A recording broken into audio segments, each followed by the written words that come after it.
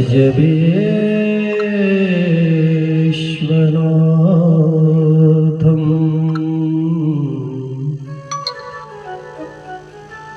करारविन्देन पदारविन्दं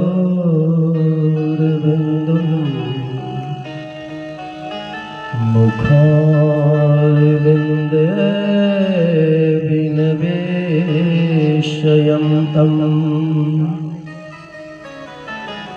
वटस्य पत्रस्य पुटे शयानं वालं मुकुन्दं मनसा स्मरामि।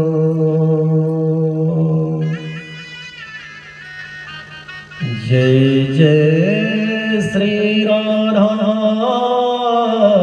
रमण, जय जय नवल किशोर, जय गोपी चित चोर प्रभु जी,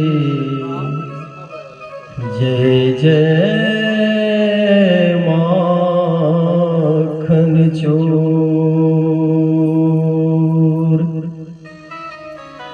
राधा मेरी स्वामिनी, मैं राधे को दास, जन्म जन्म मोहे दीजियो, श्री वृंदावन के वास, श्री वृंदावन के वास। श्री कृष्ण कन्हैया लाल की जय, सद्गुरुदेव भगवान की जय, राष्ट्र बिहारी सरकार की जय, राधा माधव सरकार की जय, श्रीमद्भागवत महापुराण की जय, व्यास जी महाराज की जय, सुखदेव जी महाराज की जय, संत समाज की जय, अपनी अपनी माता पिता की जय, सर्व तीर्थों की जय, सभी देवताओं की जय। नमः पार्वती पतये हर हर महादेव। जय जय श्री राधे।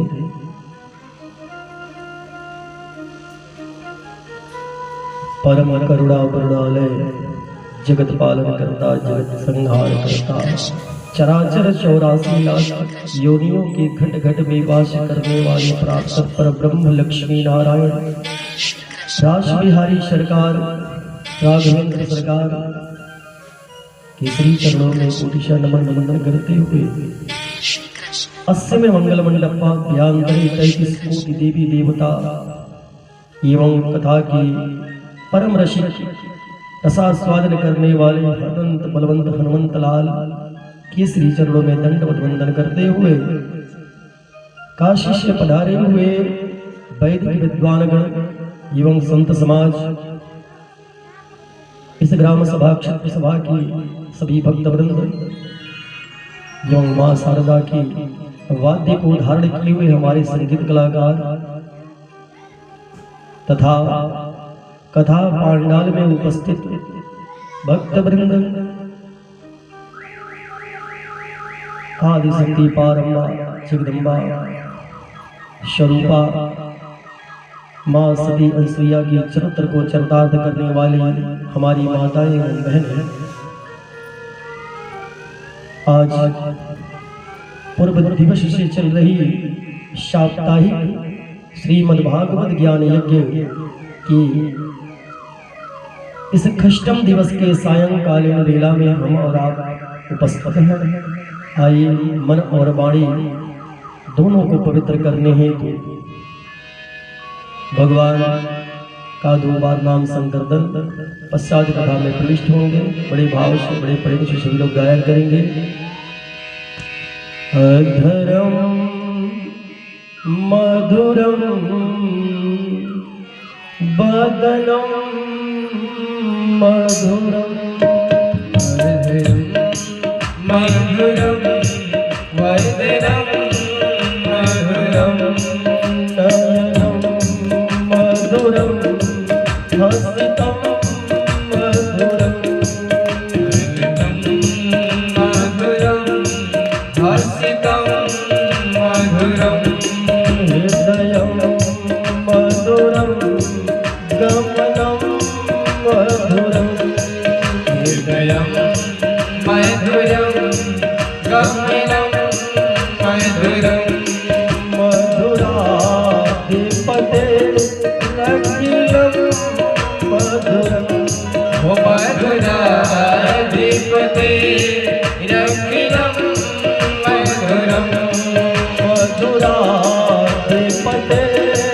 अखिलं मधुरम मधुराधिपते रखिलं मधुरं वचनं मधुरं चरितं मधुरम ओ वचनं मधुरं चरितं मधुरं वचनं मधुरं वलितं मधुरम वचनं मधुरं वलितं मधुरं चलितं मधुरं भ्रमितं मधुरम चालितं मधुरं भ्रमितं मधुरं मधुराधिपते अखिलं मधुरम मधुराधिपते रखिलं मधुरं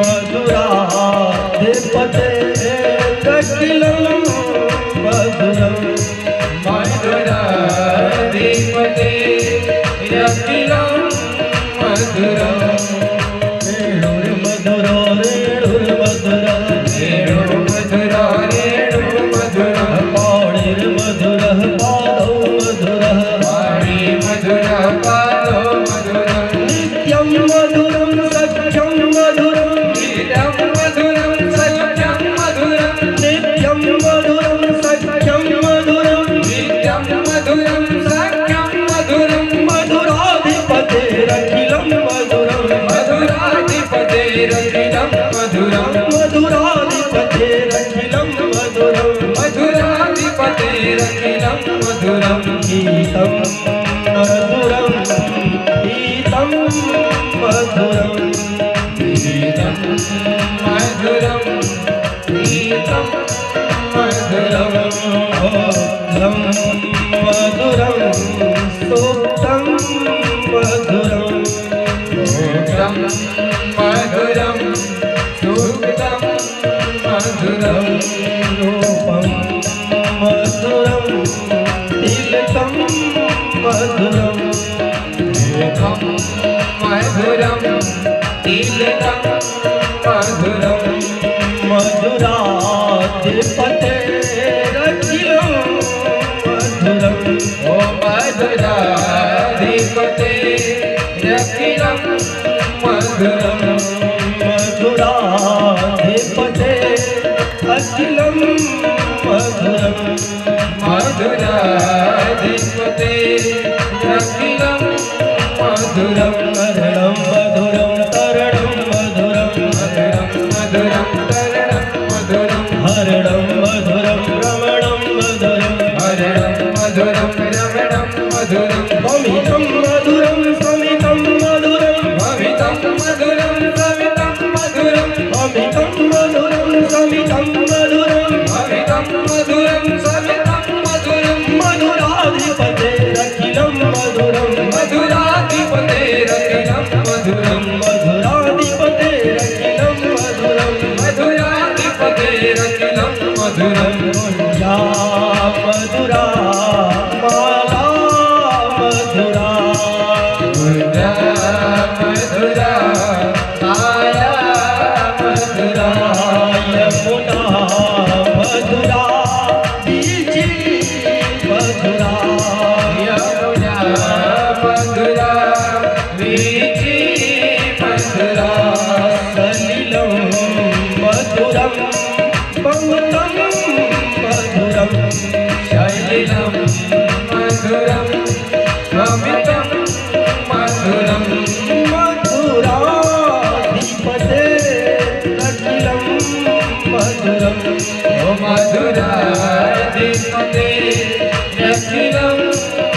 मधुरम मधुराधिपते अखिलं मधुरम मधुराधिपते अखिलं मधुरम गोपी मधुरा लीला मधुरा गोपी मधुरा लीला मधुरा योक्तं मधुरं भोक्तं मधुरं योक्तं मधुरं भोक्तं मधुरं दृष्टं मधुरं दृष्टं मधुरं दृष्टं मधुरं दृष्टं मधुरं दृष्टं मधुरं दृष्टं मधुरं दृष्टं मधुरं दृष्टं मधुरं मधुराधिपतेरखिलं मधुरं मधुराधिपतेरखिलं मधुरं मधुराधिपतेरखिलं मधुरं मधुराधिपतेरखिलं मधुरं मधुरा माला मधुरा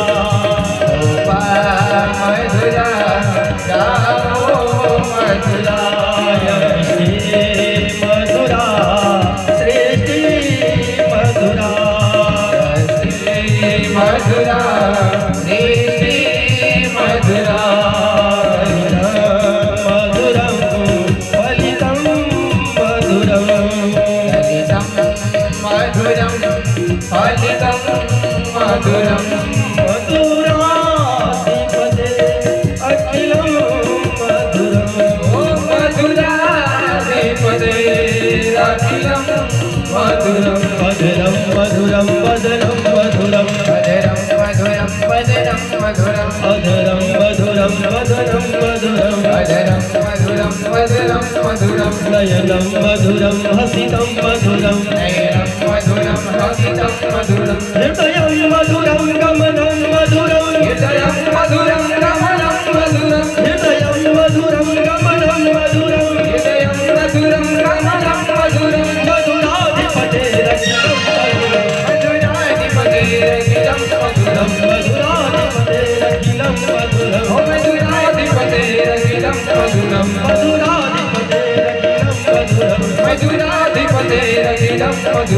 मधुराधिपतेरखिलं मधुरं मधुराधिपतेरखिलं मधुरं मधुराधिपतेरखिलं मधुरं मधुराधिपतेरखिलं मधुरं मधुराधिपतेरखिलं मधुरं मधुराधिपतेरखिलं मधुरं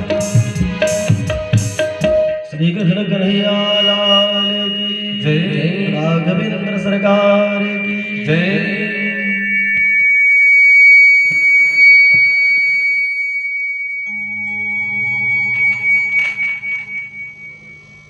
श्रीमद्भागवत महापुराण की जय कर्मणा जायते जन्तुः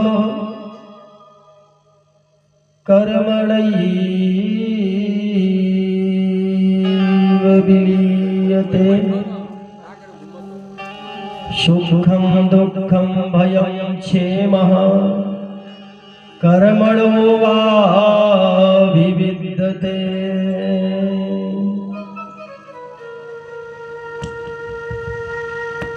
कर्म प्रधान विश्व करी राखा जो जस करहि सो तस फल चाखा।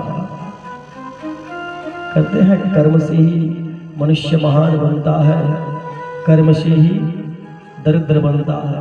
परंतु इसमें एक और बड़ी बात है भैया, कर्म प्रधान विश्व करी राखा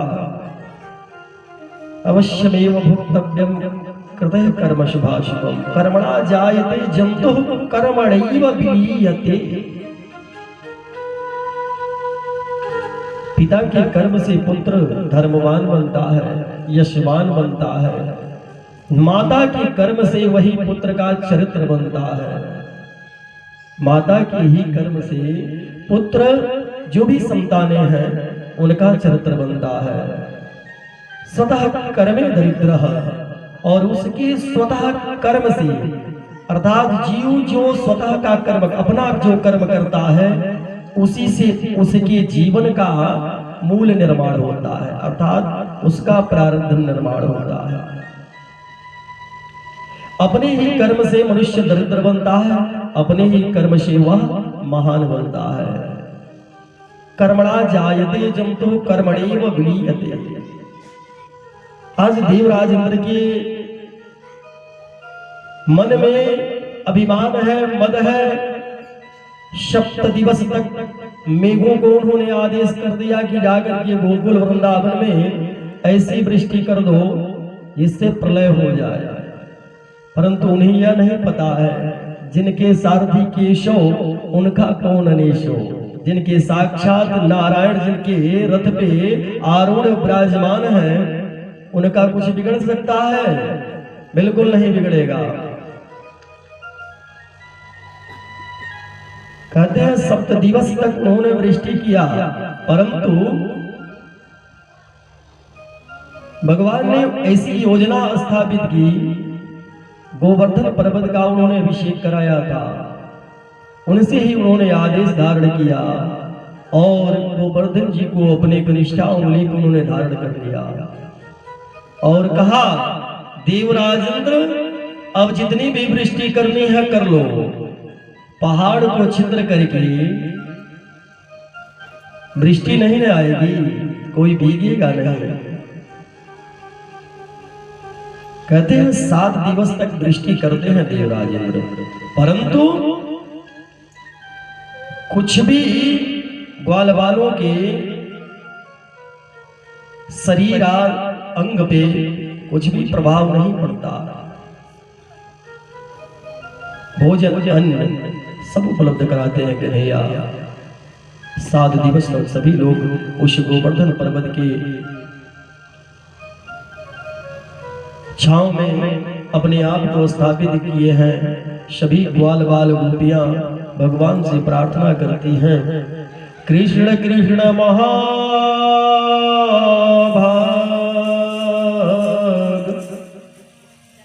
त्वन्नाथम गोकुलम प्रभो त्रातुमर्हसि देवान्य कूतिताद भक्तवत्सलः। करे कृष्ण कृष्ण महाभाग त्वन्नाथ गोकुलम प्रभु, हे प्रभु आप नाथों के नाथ हैं। सभी के मन में यह उद्भावना हो जाती है कि यह नंद का पुत्र हो ही नहीं सकता, ये कोई साधारण बालक नहीं है, यह कोई साधारण बालक नहीं है। हमें इसका अनुभव हो गया कि ये कोई साधारण बालक नहीं है।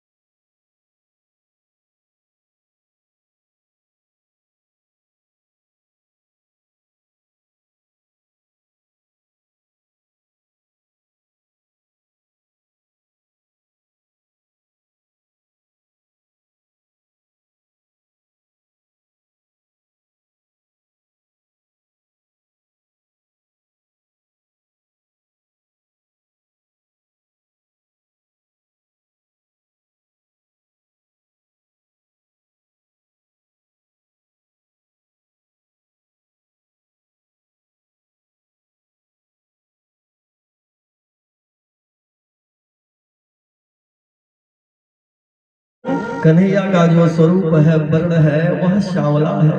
शांताकारं भुजगशयनं पद्मनाभं श्रेयसं विश्वाधारं गगनसदृश्यं मेघवर्णं शुभांगं। मेघवर्ण का वह कान्हा है और कन्हैया मेघवर्ण का है। यशोदा मैया कहती है कि इसलिए गोकुलवासी कह रहे हैं कि तू श्यामला है, इसलिए तू मेरा पुत्र नहीं है क्या? यही है सच। भगवान कहते हैं नहीं मैया ऐसा नहीं है। अर्धरात्रि में मेरी उत्पत्ति हुई, मेरा प्रादुर्भाव अर्धरात्रि को हुआ। रात के 12 बज रहे थे, अंधेरी रात थी। आपको यह एहसास नहीं हुआ कि कब मेरा प्राकट्य हुआ, कब हम उत्पन्न हो गए, कब हम इस धरा को स्पर्श कर लिए। रात्रि समय इधर से उधर करवट बदलने के कारण मेरा जो स्वरूप था पहले गोरा था। जब हम और हमारा प्रादुर्भाव हुआ तो मेरा स्वरूप, मेरा वर्ण गोरा था। परंतु करवट बदलने के कारण मैं सांवला हो गया। मैया बोली है, मान जाती है कि जो कह रहा है वही सत्य है, जो कह रहा है वही सत्य है। कहते हैं गर्गाचार्य जी आकर के समझाते हैं कि ऐसा नहीं है। हाँ, ये सत्य है कि भगवान का कुछ अंश तेरे लल्ला में समाहित है। समझाते हैं, मैया मान जाते हैं। देखिए, यदि गुरु ने कह दिया, यदि गुरु ने आपको सद्मार्ग बता दिया तो उस पर चलना हमारा काम है। परंतु मैंने नवधा भक्ति में आपको बताया कि प्रथम भक्ति संतन कर संगा, दूसर मम रति कथा प्रसंगा। यह भी आता है कि मंत्र को यदि आप जप कर रहे हैं या जप करा रहे हैं तो उसको बड़ी विश्वास से करना और कराना चाहिए। यदि आपका विश्वास डगमगा गया ना तो किसी मंत्र का कोई अर्थ निकलने वाला नहीं है, उस जप का कोई अर्थ नहीं निकलेगा। हाँ, विश्वास आपका अटल होना चाहिए। एक बड़ा सुंदर दृष्टांत है कि विश्वास यदि हमारा खंडित हुआ तो हमारा अनुष्ठान खंडित हुआ, हमारा संसार खंडित हुआ। यदि आपका विश्वास जागृत है, इस संसार की कोई शक्ति आपको पराभव प्राप्त करने से रोक नहीं सकती। कहते हैं एक ग्राम सभा में एक ब्राह्मण देवता रहते थे, बड़े सज्जन उद्भट विद्वान भी थे, परंतु धन की कमी थी, धन का अभाव था। वासुदेव जरा कष्टम कष्टम नरधन जीवनम। दूसरा कष्ट उनको व्याप्त था, नरधन थे, धन की कमी थी, बहुत दान करने की, भगवान का अर्चन करने का बड़ा ही उनका मन था, परंतु वह अर्चन नहीं कर पाते थे। उसका कारण क्या था? धन का अभाव। धन अभाव था जिसके कारण वह अर्चन नहीं कर पाते थे। कहते हैं कालांतर में उस ग्राम सभा में एक महात्मा आए।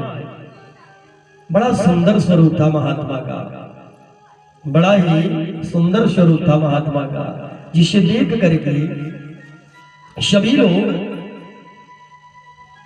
मोहित हो गए और उनका बड़ा सत्कार और सम्मान किया। उनका उस ग्राम सभा में कथा हुई, प्रवचन हुआ, सभी लोग श्रवण करके आनंदित हुए। कहते हैं सभी लोगों ने उनसे दीक्षा ग्रहण कर लिया, अर्थात उनको अपना गुरु बना लिया। परंतु ब्राह्मण देवता के मन में भी यह विचार आया कि बड़े सज्जन पुरुष हैं, इनसे हमको दीक्षा ले लेनी चाहिए। परंतु धन का अभाव था जिसके कारण उन्होंने दीक्षा ग्रहण नहीं कर पाया। आकर के अपनी भार्या से कहते हैं कि सुनो, दीक्षा लेने की इच्छा तो हमारी भी है, परंतु हमारे पास धन की कमी है, इसलिए हम दीक्षा ग्रहण नहीं कर सकते। पत्नी समझाती है कि धैर्य रखिए, भगवान के घर देर है अंधेर नहीं है, वो परमात्मा सब जानता है, आपकी इच्छा अवश्य पूर्ण करेगा, परंतु धैर्य से काम लीजिए। आपके पास धन भी होगा, आप दीक्षा भी लेंगे, सब कार्य आपका सिद्ध होगा, परंतु विश्वास बनाए रखिए परमात्मा पे। मरता क्या नहीं करता।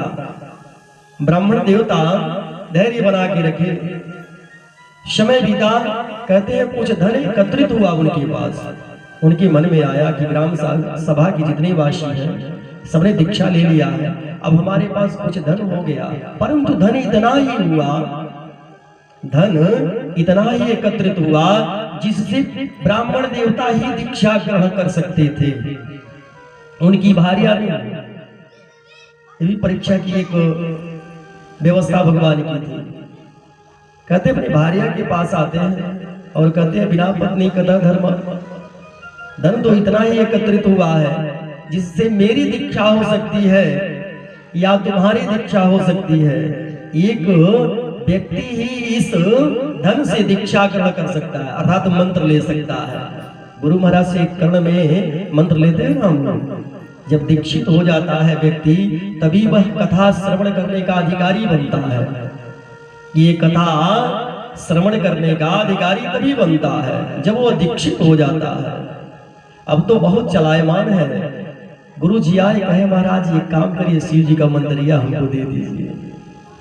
शिव जी का मंत्रिया देंगे तो सब चलेगा। शिव जी का मंत्र लेने से सब कुछ चलता है, ऐसा नहीं है। शिव जी का अमोघ मंत्र है, उस मंत्र का कोई तोड़ नहीं है, परंतु आपका जो दृष्टिकोण है उस मंत्र का आपने पराभव जान नहीं पाया। मंत्र को दृढ़ विश्वास के साथ यदि आप गुरु ने मंत्र दिया है तो उसका जप करिए। हम दावे के साथ कह रहे हैं कि गुरु ने यदि आपको मंत्र दिया है, आप बहुत विपदा में हैं, घोर संकट में हैं, यदि आपने प्रेम से 8 बार ही उस मंत्र का आपने जप कर लिया तो आपका कल्याण हो जाएगा। परंतु यहाँ तो सबसे बड़ी विडंबना यह है कि मंत्र ही याद नहीं होगा कि गुरुजी ने दिया क्या था। 5 संस्कार होते हैं गुरु दीक्षा में, 5 संस्कार होते हैं। शंख चक्र का जो है छाप लगता है दोनों बाजुओं पे। ये सब दीक्षा ग्रहण करने का प्राविधान है, लेकिन हम और आप पहले से ही चूक जा रहे हैं, वंचित हो जा रहे हैं। थोड़ा जल्दी करिए महाराज। विवाह का प्रथम श्रेय क्या है? भगवान सत्यनारायण व्रत कथा। हमारी शिक्षा दक्षिण भारत में भी हुई है, हम दक्षिण भारत में भी पढ़े हैं। ऋग्वेद की तैयारी हमने दक्षिण भारत से किया था। हमारे यहाँ दक्षिण भारत में आपको बता दें कि जब सत्यनारायण व्रत कथा श्रवण किया जाता है, गौर से सुनिएगा, बड़ी अच्छी बात बता रहे हैं, हो सकता है कि सुधार हो जाए। एक कथा श्रवण करने का, जिसे छोटी सी कथा जिसको हम और आप कहते हैं सत्यनारायण व्रत कथा, श्रवण करने से पहले 1 मास पहले अर्थात 1 महीना पहले से ब्रह्मचर्य का पालन करना पड़ता है। ऊंचाई पे नहीं सोना है, गद्देदार बिस्तर पे नहीं सोना है। ब्रह्मचर्य का मतलब क्या होता है? ब्रह्मचर्य का मतलब यह होता है, उसका अर्थ यह है ब्रह्म अर्थात परमात्मा की जैसा आचरण होना वही ब्रह्मचर्य है, या फिर परमात्मा की बनाए हुए संस्कार और मार्ग पे चलने का नाम ही ब्रह्मचर्य है। तो 1 मास पहले ब्रह्मचर्य का पालन करना पड़ता है, फिर 1 दिवस पहले जाकर के ब्राह्मण देवता को आमंत्रित करना पड़ता है कि महाराज हमारे यहाँ सत्यनारायण व्रत कथा का अनुष्ठान है, प्रातः काल आकर के आप हमको कथा श्रवण कराएं। इसलिए विवाह के पहले कथा श्रवण करने का प्राविधान लगभग हर ग्राम सभा में है, हर गांव में है। क्यों? क्योंकि हमारी इस मंगल कृत में कोई विपदा, कोई विघ्न न आ जाए, जिसके कारण हम यह कथा भगवान की करते हैं। परंतु उसको भी श्रवण करने का या भगवान का अर्चन करने का हमारे और आपके पास समय नहीं है। बैठे हैं कथा पे, 4 लोगों का जिम्मेदारी ले लिए हैं। अरे आपकी जिम्मेदारी लेने से कुछ भी होने वाला नहीं है, आप चाह करके भी कुछ नहीं कर सकते, परंतु वो जो चाहेगा वो कर देगा।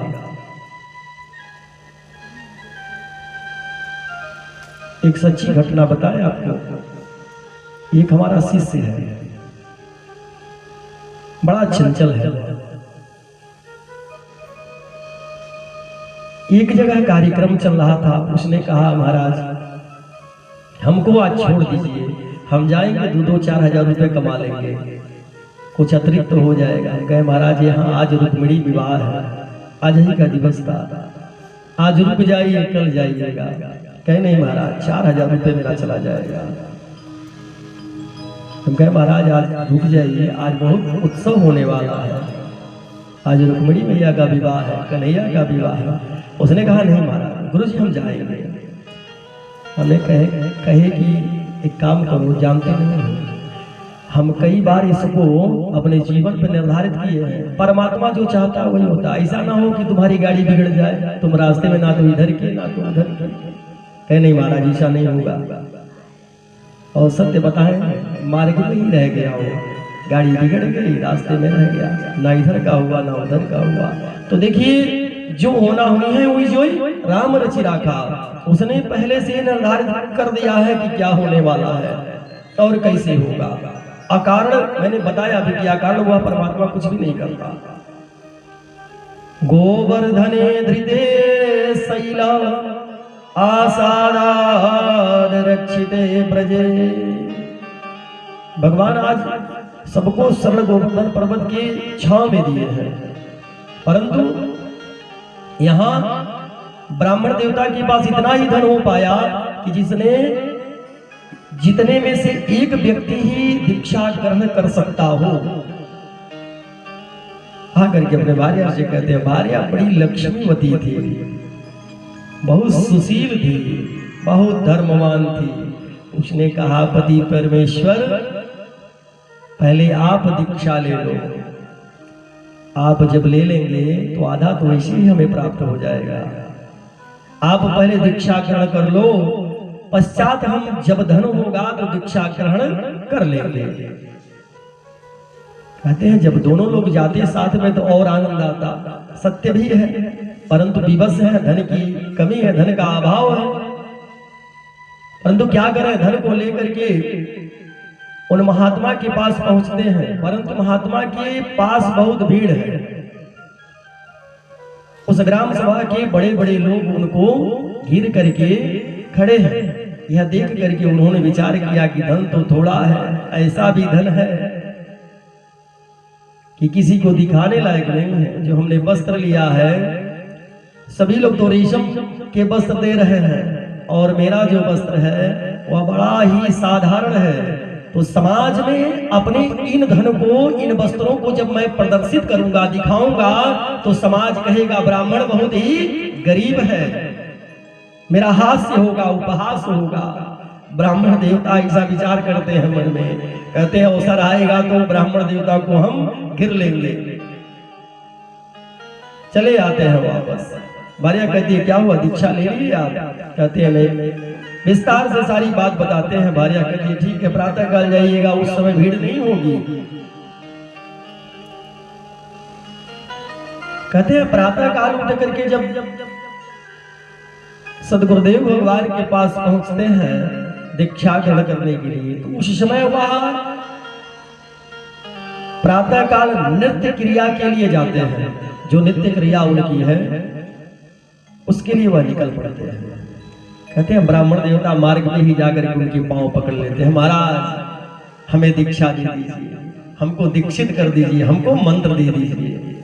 सोचते हैं कि इससे अच्छा दूसरा कोई स्थान प्राप्त नहीं होगा। कहते हैं महाराज हमको दीक्षित कर दीजिए और यहीं पे कर दीजिए। कहते हैं राम राम राम राम राम, दूर हटो, राम राम दूर हटो। परंतु यह जो ब्राह्मण था उन्होंने कहा कि राम राम दूर हटो, हट जाओ, मुझे अपनी क्रिया करने दो। परंतु ब्राह्मण देवता ने यह सोचा, ब्राह्मण देवता ने यह विचार किया कि यही गुरु मंत्र है और हम दीक्षित हो गए। उन्होंने कहा राम राम दूर हट जाओ, और ब्राह्मण देवता ने विचार कर लिया कि यही गुरु मंत्र है। इन्होंने हमको दीक्षित कर दिया, मंत्र दे दिया। अपना सामग्री उनको अर्पित कर देते हैं और गृह को चले आते हैं। हर्ष में समाहित है, प्रसन्न है, और भार्या से कहते हैं आज मिष्ठान की तैयारी करो, सुंदर भोजन का निर्माण करो, हम दीक्षा ग्रहण करके आ गए हैं। संत महाराज ने कहा राम राम हट जाओ, हमसे विलग हो जाओ, हमको क्रिया अपनी करने दो। परंतु ब्राह्मण देवता ने समझ लिया कि यही दीक्षा का मंत्र है राम राम। कहते हैं दृढ़ विश्वास के साथ उन्होंने उस मंत्र को अपने हृदय के अविरल धारा में समाहित कर लिया कि गुरुजी ने हमको मंत्र दे दिया, और उस मंत्र का नित्य क्रिया से जप करते रहते हैं। कहते हैं कालांतर में गुरुजी के वहां कथा बड़ी सुंदर है, ध्यान से श्रवण करिएगा कि मंत्र जब भी लीजिए तो उस मंत्र पे दृढ़ विश्वास जब तक आपका नहीं रहेगा तब तक कल्याण नहीं होने वाला। गुरुजी ने मंत्र नहीं दिया उनको, परंतु उन्होंने विचार कर लिया कि हमको मंत्र मिल गया। देखिए दो बातें हैं, कथा में आना, कथा में उपस्थित होना, और कथा में मन से नहीं आना, दोनों में अंतर है। आप कथा में आए, मन से नहीं आए तो उस कथा का कोई मतलब नहीं है। आप अपने घर से श्रवण करिए। दो किसान थे, दोनों कथा श्रवण करने के लिए जाने लगे। तो एक ने कहा कि हमारी गैया भूखी रह जाएगी, हमको चारा काटना है। तो दूसरे किसान ने कहा अरे चलो, चारा तो प्रतिदिन खिलाया जाएगा। कहता नहीं आप जाओ। वो चला जाता है, कथा श्रवण करता है, परंतु उसका जो मन था वह घर पे था कि लग रहा है जो मेरा मित्र किसान है वह चारा ला करके अपनी गैया को खिला दिया होगा। और ये जो किसान था यह अपने खेत में ही चारा के साथ साथ गैया के साथ साथ भगवान की उस कथा का अनुनय वहीं से कर रहा था, विनय वहीं से कर रहा था।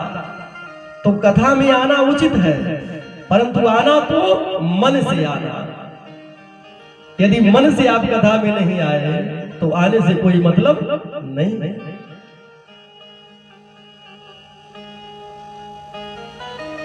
वही बात है गुरु जी के उस मंत्र में, जब तक आपका दृढ़ विश्वास नहीं है तब तक यह विचार कर लीजिए कि उस मंत्र को लेने से कोई मतलब नहीं है। गुरु जी ने दीक्षा नहीं दिया, उन्होंने कहा राम राम हट जाओ, इन्होंने समझ लिया कि मंत्र दे दिया। भारिया से आकर के कहते हैं प्रसन्न हो जाओ, हमने दीक्षा ले लिया, हमने दीक्षित, हमारा हृदय हो गया। कालांतर में समय व्यतीत होता है और गुरु जी के यहाँ से आमंत्रण सबके वहां आता, निमंत्रण आता है क्या कि उनकी कन्या का विवाह है। कहते हैं गुरु के वहां, मित्र के वहां और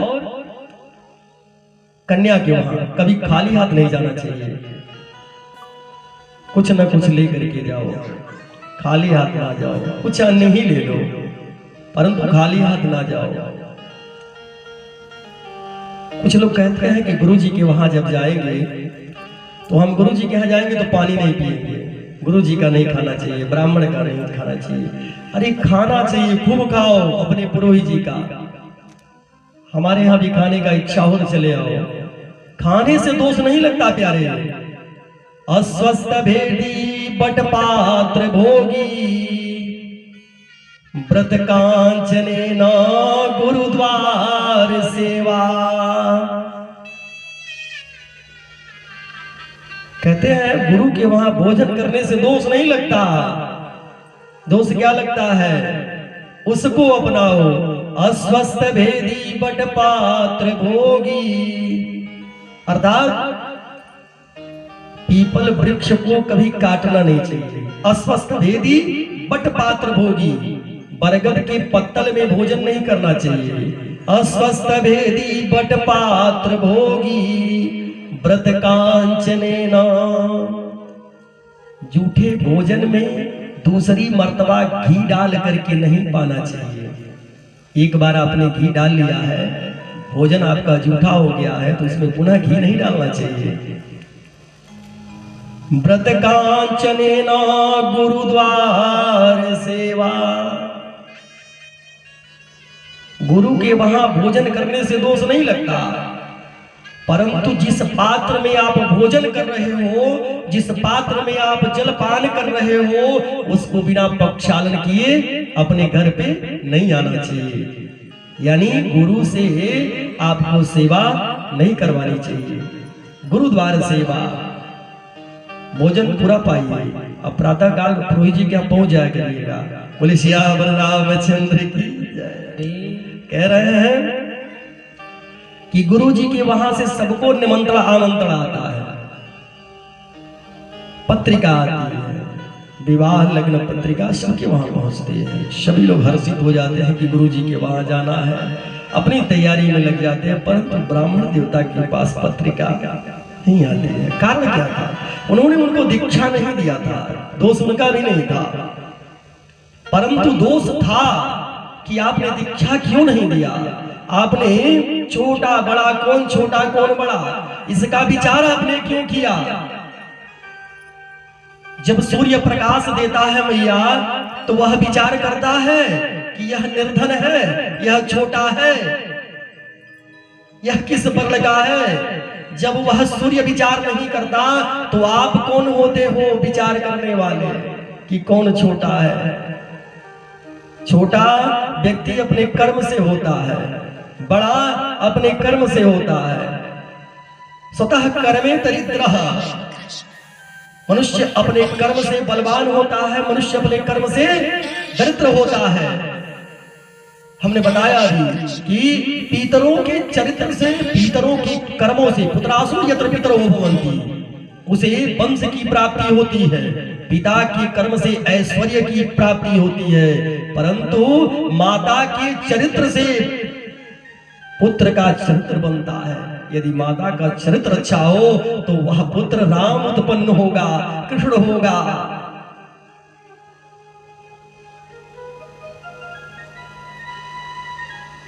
हमने आपको अवगत कराया कि आपकी इसी शरीर में, आपकी इसी शरीर में दोनों है, देव और दानव दोनों समाहित हैं। अब उत्पन्न किसको करना है ये आपका अधिकार है कि आप उत्पन्न किसको कर रहे हैं। दानव जागृत कर रहे हैं, आप अपने आप को राक्षसी प्रवृत्ति में लेकर के आइए, आप रावण हो जाएंगे, आप हिरण्यकश्यप हो जाएंगे, हिरण्याक्ष हो जाएंगे, और आप चाहेंगे तो देवता भी हो सकते हैं, नारायण स्वरूप हो सकते हैं। भगवान भी उसका ही चुनाव करता है जो लोग कहते हैं ना कि बड़े अच्छे थे चले गए, वो उनकी कोई प्रशंसा नहीं करता, उनके कर्मों की लोग प्रशंसा करते हैं। कहते हैं ब्राह्मण देवता के पास पत्रिका नहीं आई, उन्होंने विचार किया कि हो सकता है गुरुजी हमारे भूल गए हों। कहते हैं गुरु के वहां अगर आमंत्रण भी ना आए गुरु के वहां से तो भी जाना चाहिए। यदि आपको उस विवाह उत्सव इत्यादि किसी भी अनुष्ठान की यदि आपको जानकारी हो गई तो आपको बिना बुलाए भी जाना चाहिए, मित्र के वहां, कन्या के वहां एवं गुरु के वहां। परंतु यहाँ भगवान भोलेनाथ ने यह भी कहा है कि यदि यही तीनों आपसे द्वेष भाव रख रहे हो, द्वेष कर रहे हो, तो उनके वहां भी नहीं जाना चाहिए। मैया अड़ गई कि नहीं मुझे जाना है, मेरे पिता के यहाँ अनुष्ठान हो रहा है, यज्ञ हो रही है। बाबा ने समझाया कि देखो सती वहां नहीं जाना चाहिए जहां से बुलावा ना आए, तो उन्होंने प्रमाण दिया, मैया ने प्रमाण दिया कि गुरु के वहां से और मित्र के वहां से, कन्या के वहां से आमंत्रण आए तो भी जाना चाहिए। परंतु बाबा ने कहा कि द्वेष यदि वो आपसे साध रहा हो तो उस जगह अपमान ही मिलता है, कल्याण नहीं हो सकता, वहां पे उसकी मृत्यु भी हो सकती है। वही हुआ, मैया कहा कल्याण नहीं हुआ, शरीर छूट गया, योगा उन्होंने अपने आप को समाहित कर लिया। परंतु यहाँ ब्राह्मण देवता कहते हैं गुरुजी ने हो सकता है कि उनके मन से हमारा परिवार विस्मृत हो गया हो, तो हम जब जाएंगे तो उनको पुनः स्मरण हो जाएगा कि मेरा शिष्य है। उन्होंने पड़ोसी की वहां से कुछ सामग्री एकत्रित की और निकल पड़े। कहते हैं गुरुजी के वहां से और ब्राह्मण देवता का जो ग्राम सभा था उसके मध्य में एक नदी पड़ती थी, बहुत विशाल नदी थी, जिसके ऊपर कोई सेतु नहीं था, अर्थात कोई पुल नहीं था, नौका के द्वारा ही उसको पार करना होता था। कहते हैं ब्राह्मण देवता जिस समय उस नदी के किनारे उपस्थित हुए तो ग्राम सभा के सभी लोग उस पे विराजमान हो गए थे, जगह नहीं थी। ब्राह्मण देवता ने अनुनय किया, विनय किया कि महाराज हमको भी गुरुजी के वहां जाना है, कृपा करके हमको भी बिठा लीजिए। कहते हैं कि आप विलंब कर दिए, अब नाव वापस नहीं आने वाली। कहे महाराज अभी तो कुछ ही दूरी पे गई है, लेके चलो, नहीं तो हम भी प्रतीक्षा पूरा दिवस कर जाएंगे परंतु जा नहीं पाएंगे। अनुनय करते हैं परंतु वो मानते नहीं है। कहते हैं अरे गुरुजी तुमको बुलाए नहीं, क्यों जा रहे हो?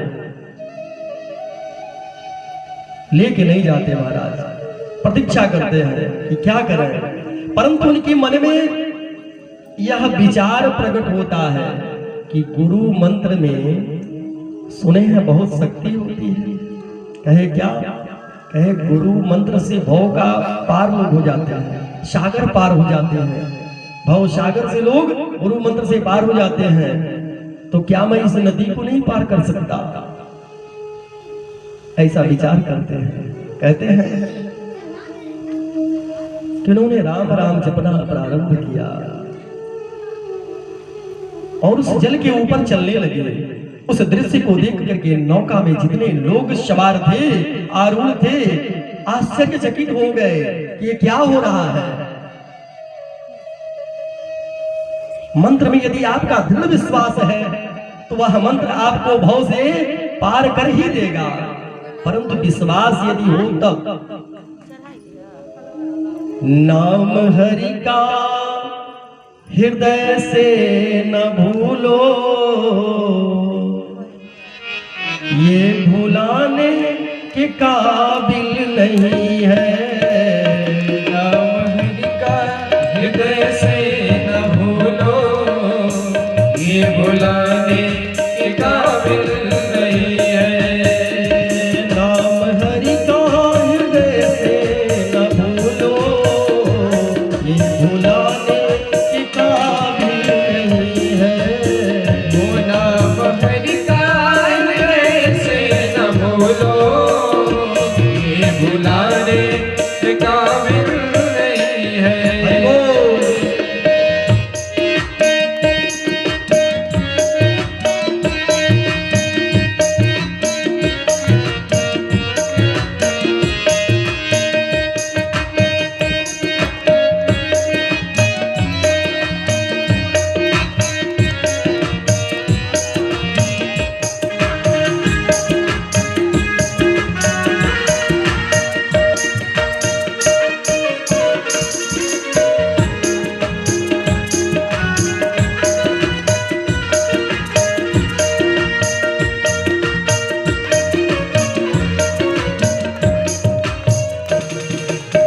दृढ़ विश्वास के साथ ब्राह्मण देवता राम राम जपते हुए जल के ऊपर चल रहे हैं। सभी लोग आश्चर्यचकित होकर के देख रहे हैं,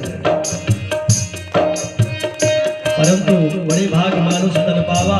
यदि मनुष्य जीवन में आकर के भी भगवान को आपने स्मरण नहीं किया तो इसका कोई अर्थ निकलने वाला नहीं है। कह रहे हैं बड़ी मुश्किल से नर तन मिला है,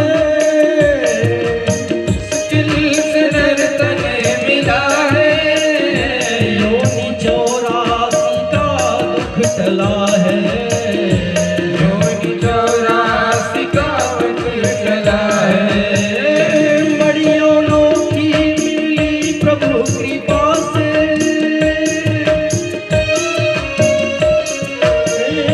मड़ियों की मिली प्रभु कृपा से, गवाने के काबिल नहीं है।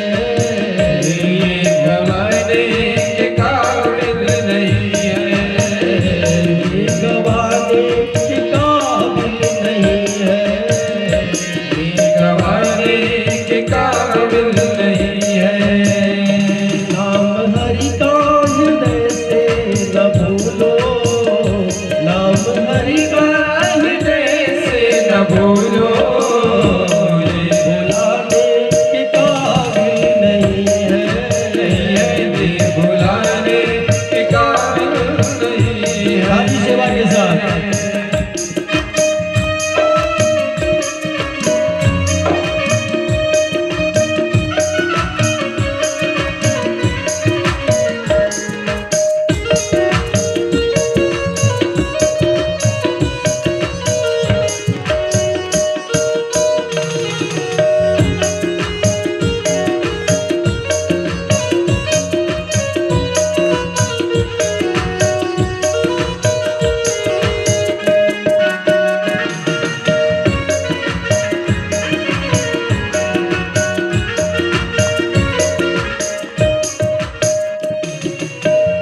करी उपकार करो का तोरा, ऋणी बना दो उस भगवान को, उस परमात्मा को, परात्पर परम ब्रह्म लक्ष्मी नारायण को। इतना खर्च में डाल दो कि दिवस हो जाए। क्यों नयन मोल तुझको मिला है,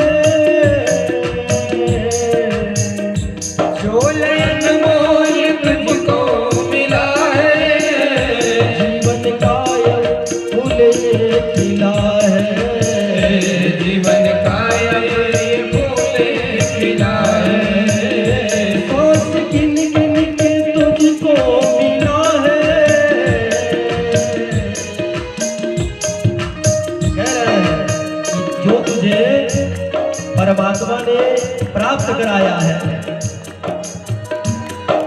उसे तू ऐसे जाने ना दे।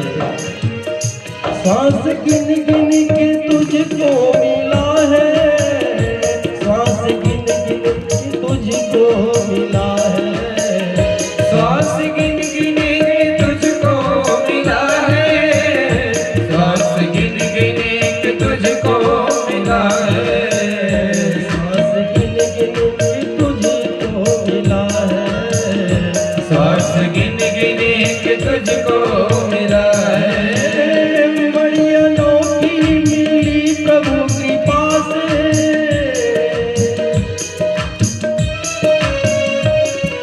बड़ी मिली अनोखी कृपा से, ये गवाने के काबिल नहीं है, ये गवाने के काबिल नहीं है। नाम हरि का हृदय से न भूलो, हरि का हृदय से न भूलो, ये भुलाने के काबिल नहीं है, ये भुलाने के काबिल नहीं है, भुलाने के काबिल नहीं है। ये भुलाने के काबिल नहीं है। हरि बोल।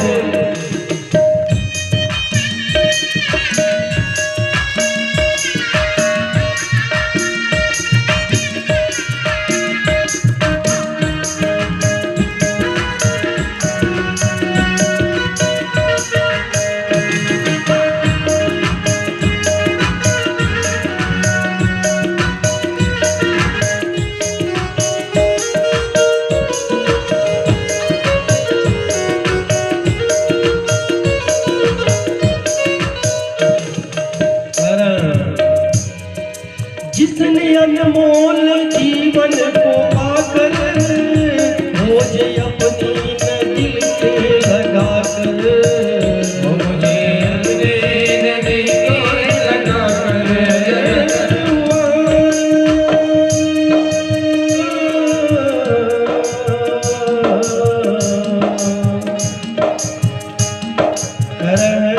भगवान ने तुझे महात्मा बनाया है, कि भगवान ने तुझे दैत्य बनाया है, भगवान तुझे मनुष्य बनाया है, कि भगवान तुझे संस्कार रहित बनाया है।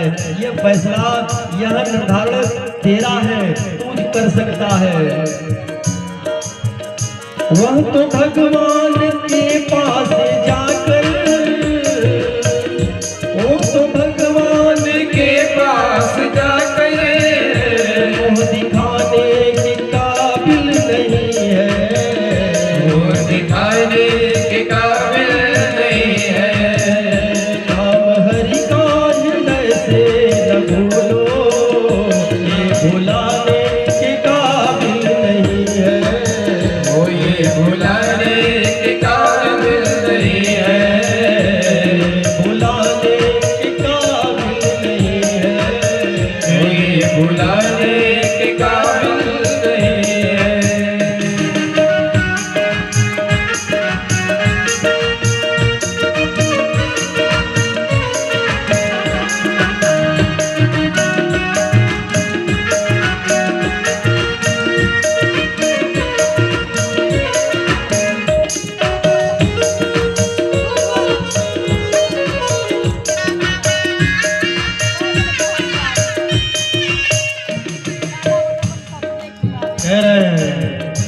जन्म लेके इस जग में तू आया, संत चरणों में मन ना लगाया, संत चरणों में मन ना लगाया, संत चरणों में मन ना लगाया, संत चरणों में मन ना लगाया।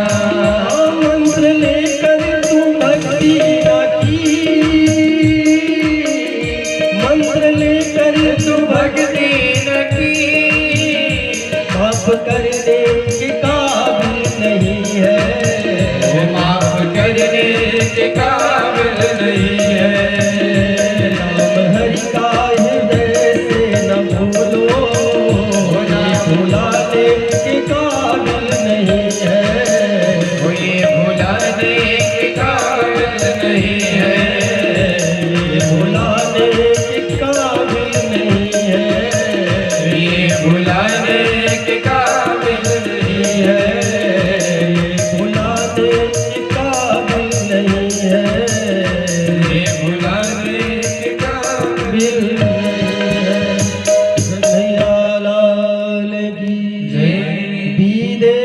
सुता कामम लोचने सुशरीराम। कह रहे हैं ब्राह्मण देवता को देख करके सभी लोग अचंभित हो गए। क्या कि हमने नौका पे भी नहीं बिठाया, और कौन सा ऐसा चमत्कार है जिसके कारण वह जल के ऊपर चल रहे हैं? कौन सा ऐसा चमत्कार है कि जल के ऊपर चल रहे हैं? कहते हैं ब्राह्मण देवता जब पार हो गए जल मार्ग को, तो सभी लोग आकर के पूछे कि कौन सा चमत्कार आपने किया? ब्राह्मण देवता कहते हैं इसमें कोई चमत्कार नहीं है। जिन गुरु के वहां हम लोग जा रहे हैं, उन सदगुरु भगवान ने हमको मंत्र दिया था। दीक्षा में जिस मंत्र को उन्होंने दिया था, उसी मंत्र के प्रभाव से मैं जप करते हुए इस जल मार्ग को मैंने पार कर लिया। सभी लोग आश्चर्यचकित हो जाते हैं। मन में उनके यह भ्रम आ जाता है कि लग रहा है गुरुजी ने हमारे साथ छल किया है। हम लोगों को उन्होंने दूसरा मंत्र दे दिया, इसको दूसरा मंत्र दे दिया। अब उसी मंत्र से यह चमत्कार कर रहा है और हम लोग किसी काम के नहीं हैं। ये तो विचार अपना है, अपने मन, सभी लोग अपने मन के मालिक सभी लोग हैं, अपने अपने मन के मालिक सभी लोग हैं। क्या सोचना है, क्या विचार करना है, किसके बारे में क्या सोचना है, कौन सा कर्म करना है, ये तो आप स्वतः विचार कर सकते हैं। आज स्वतः हर मनुष्य जानता है कि हम जो कर रहे हैं वह हमारे लिए अच्छा है या बुरा है, या आने वाले समय में वो हमको फलदायी होगा कि नहीं होगा। सभी लोग ब्राह्मण देवता से पूछ रहे हैं। बताने के पश्चात उन्होंने विचार किया, गुरुजी ने लग रहा है कि हम लोगों के साथ दुराचार किया है, इनको कुछ और मंत्र दे दिया, बढ़िया वाला मंत्र दे दिया, हम लोगों को सस्ता वाला मंत्र दे दिया। और यह गरीब निर्धन रंग ब्राह्मण कुछ दिया भी नहीं, मंत्र भी बढ़िया ले लिया, और हम लोग बहुत कुछ दिए, परंतु सब प्रेम भेंट भी किए, उस पर लिखवाए भी, फला ने दिया है, परंतु हमारा कल्याण नहीं हुआ। कहते हैं सभी लोग सदगुरुदेव भगवान के गृह को जाते हैं, विवाह उत्सव है, सभी लोग अपना अपना आमंत्रण लिखवाते हैं, परंतु बात ये छुपाने वाली तो थी नहीं। सभी लोगों ने गुरुजी से अपना अपना प्रश्न रखा कि महाराज आपने हम लोगों के साथ छल किया है, इन ब्राह्मण देवता को आपने कौन सा मंत्र दिया था जिससे ये जल के ऊपर चल रहे थे, और हम लोगों को आपने ऐसा मंत्र दिया कि वह चमत्कार करने लायक नहीं है। गुरुजी भी आश्चर्य हो गए कि हमने तो इसको मंत्र भी नहीं दिया, तो कौन सा ये मंत्र पा गया। बुलाते हैं अपने नजदीक, कहते हैं महाराज कौन सा मंत्र हमने आपको दिया। महाराज प्रातः काल जब हम आपके पास आए तो आप ही ने कहा था राम राम, वही मंत्र तो आपने दिया था। विचार किए, ये तो उसी को हमारा मंत्र समझ लिया, परंतु चलो कोई बात नहीं। अब यह बताओ कि यह सत्य है क्या कि उस मंत्रों को जप करके तुमने इस जल को पार कर लिया है? हाँ महाराज, उसमें कोई संशय नहीं है, ये सत्य है। सभी लोग थे वही। कहे कहां से विचार आया? कहे कि हमने सुना था कि गुरु के मंत्र से भव सागर से पार होते हैं, तो ये तो छोटी सी नदी है, इसको क्यों नहीं पार किया जा सकता? हमने यही विचार प्रकट करके उस नदी को पार कर लिया। गुरुजी महाराज के मन में भी विचार आता है कि मंत्र तो मैंने ही दिया था इसको, यदि उस मंत्र का यह प्रयोग करके नदी को पार कर सकता है तो क्या हम नहीं कर सकते? अब हम भी चलते हैं, चमत्कार दिखाएंगे। मंत्रों में शक्ति तो ही है।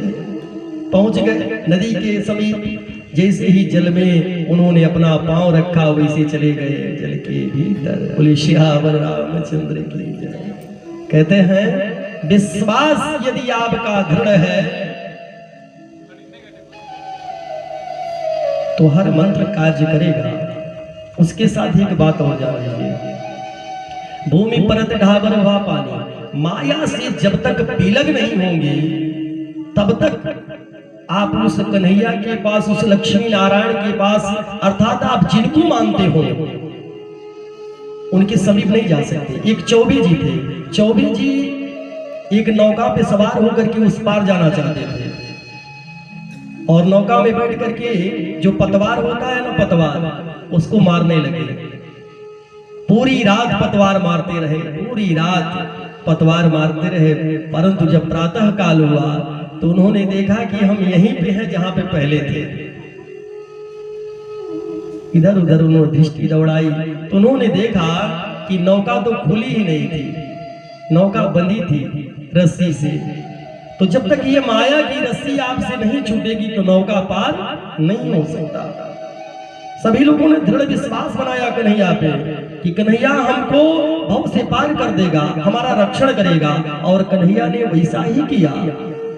और कन्हैया का विश्वास किन पे था? वो तो परमात्मा था, परंतु उन्होंने लीला देखन मैं गई, मैं भी हो गई लाल।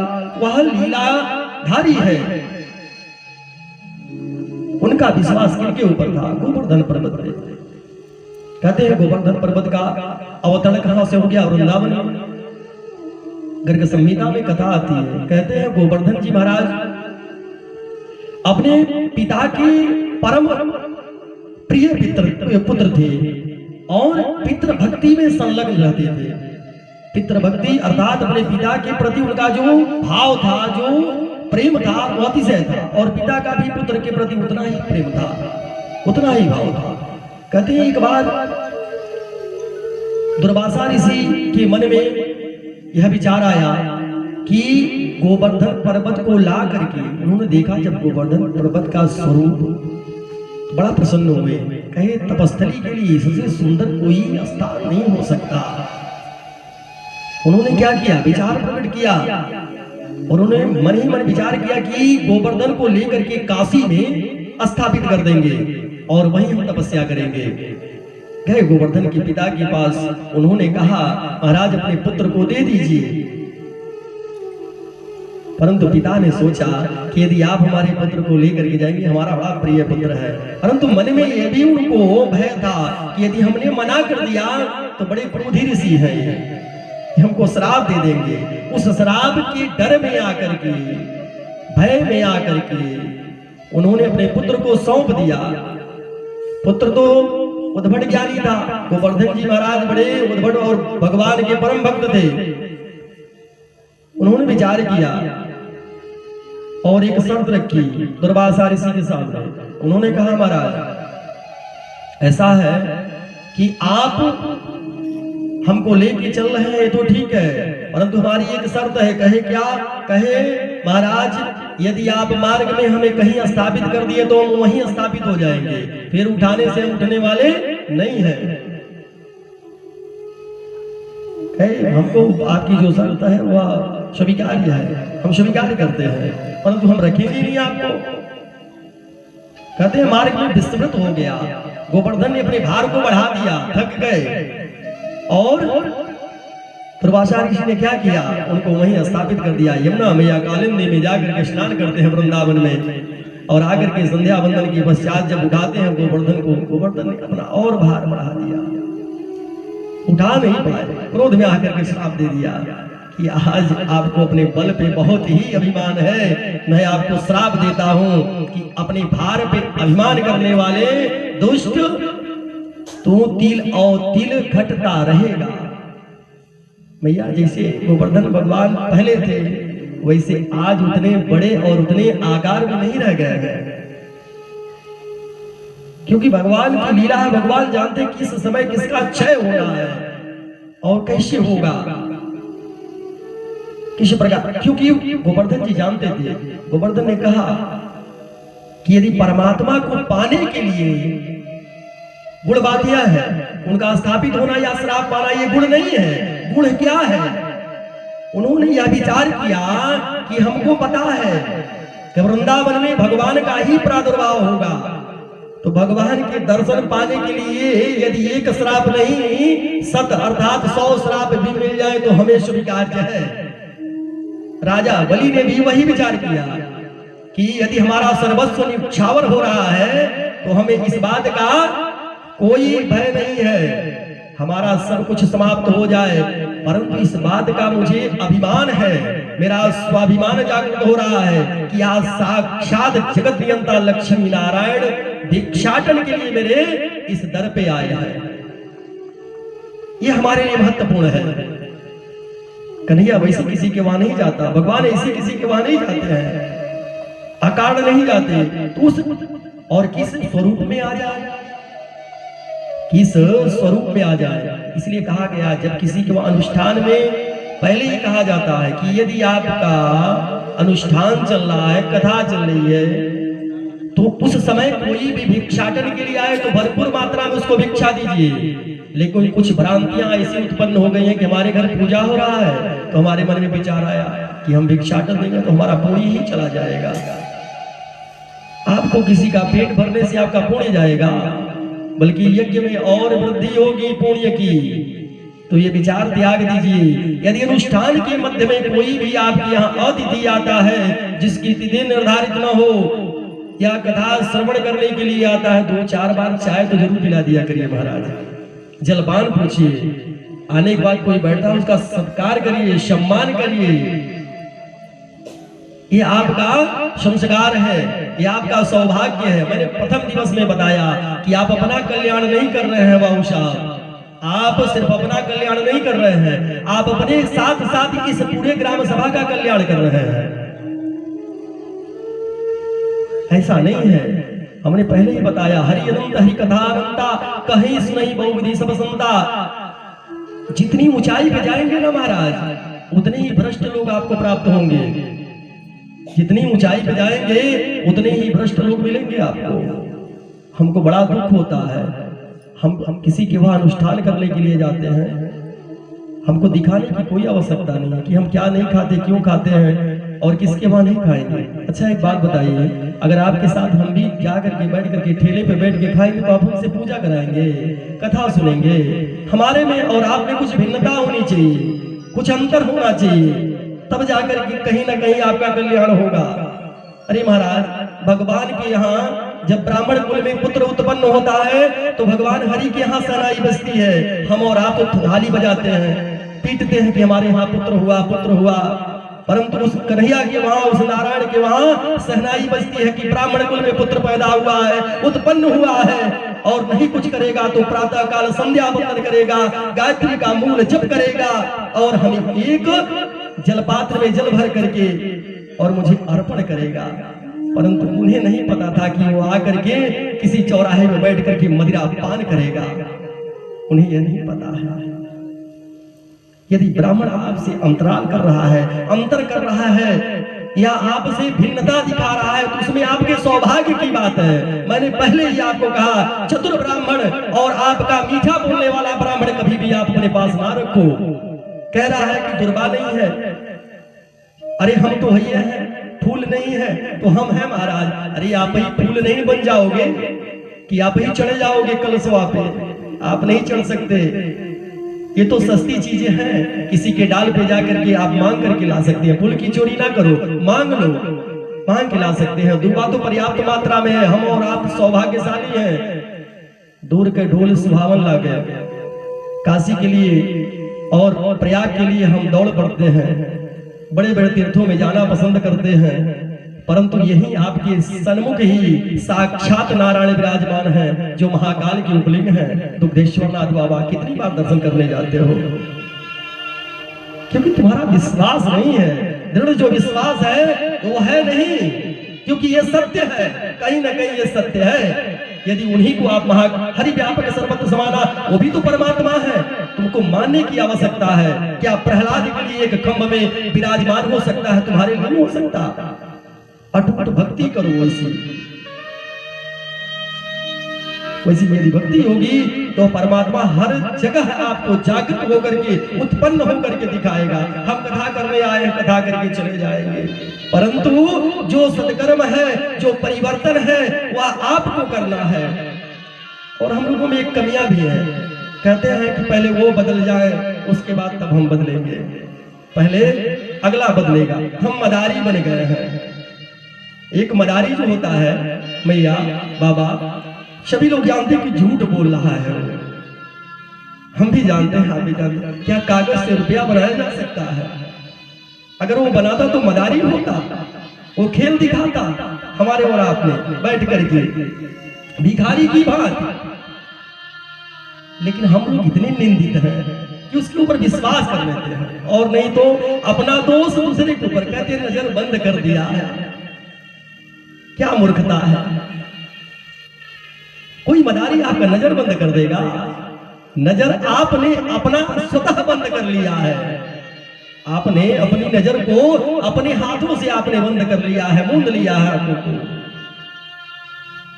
आपके सन्मुख सब कुछ अधर्म हो रहा है, परंतु आपने आंखें बंद कर ली है। आंखें खोलने की आवश्यकता है, क्योंकि उसी से कल्याण है। कहते हैं भगवान इंद्र की मद को चूर करते हैं, उनके अभिमान का दमन करते हैं। अंततः इंद्र परास्त होकर के आकर के भगवान के शरण को पकड़ लेते हैं, क्योंकि उसके अलावा कोई दूसरा विकल्प है ही नहीं है। कहते हैं आप कोई साधारण नहीं है, साक्षात नारायण अवतार है। सभी लोग आकर के भगवान से याचना करते हैं। सुरभि गाय के द्वारा भगवान का अभिषेक किया जाता है। उस समय मैया यह विचार करती है, क्योंकि गोपाल बाल जो वहां के गोकुलवासी हैं, उन्होंने कहा कि ये कोई साधारण बालक नहीं है, साक्षात कहीं न कहीं दैवी शक्ति है। सभी लोगों ने जब यह कहा तो मैया व्याकुल हो गई, कैसा कैसे हो सकता है, मेरा लल्ला ये तो मेरा है। कहती है कन्हैया समझाते हैं, नहीं भैया ऐसा कुछ नहीं है, मैं आप ही का हूं। भैया लीला करते हैं। बलराम भैया के साथ भगवान अघासुर, बकासुर, अरिष्टासुर इत्यादि दानवों का वध करते हैं। विधर्मियों का नाश करते हैं। कहते हैं भगवान कि एक बहुत बड़ी कृपा गोकुलवासियों पे होती है। नंदस्य पत्नी कृत अंजनादिकं विप्रेः। कह रहे भगवान सकटासुर इत्यादि दैत्यों का जब सर्वनाश कर लेते हैं तो ब्रह्मा जी के मन में भी आया। कारण क्या था? क्योंकि भगवान जब गैया को लेकर के चारा के लिए पहुंचते हैं, गाय बछड़ों के साथ, बाल बालों के साथ, तो ब्रह्मा जी देखते हैं कि ये ग्वाल बालों के साथ बैठ करके एक दूसरे के साथ भोजन पा रहे हैं, तो ये परमात्मा हो ही नहीं सकते। परमात्मा तो उस विग्रह का नाम है जो सबसे परे हो, सबसे परे हो परमात्मा।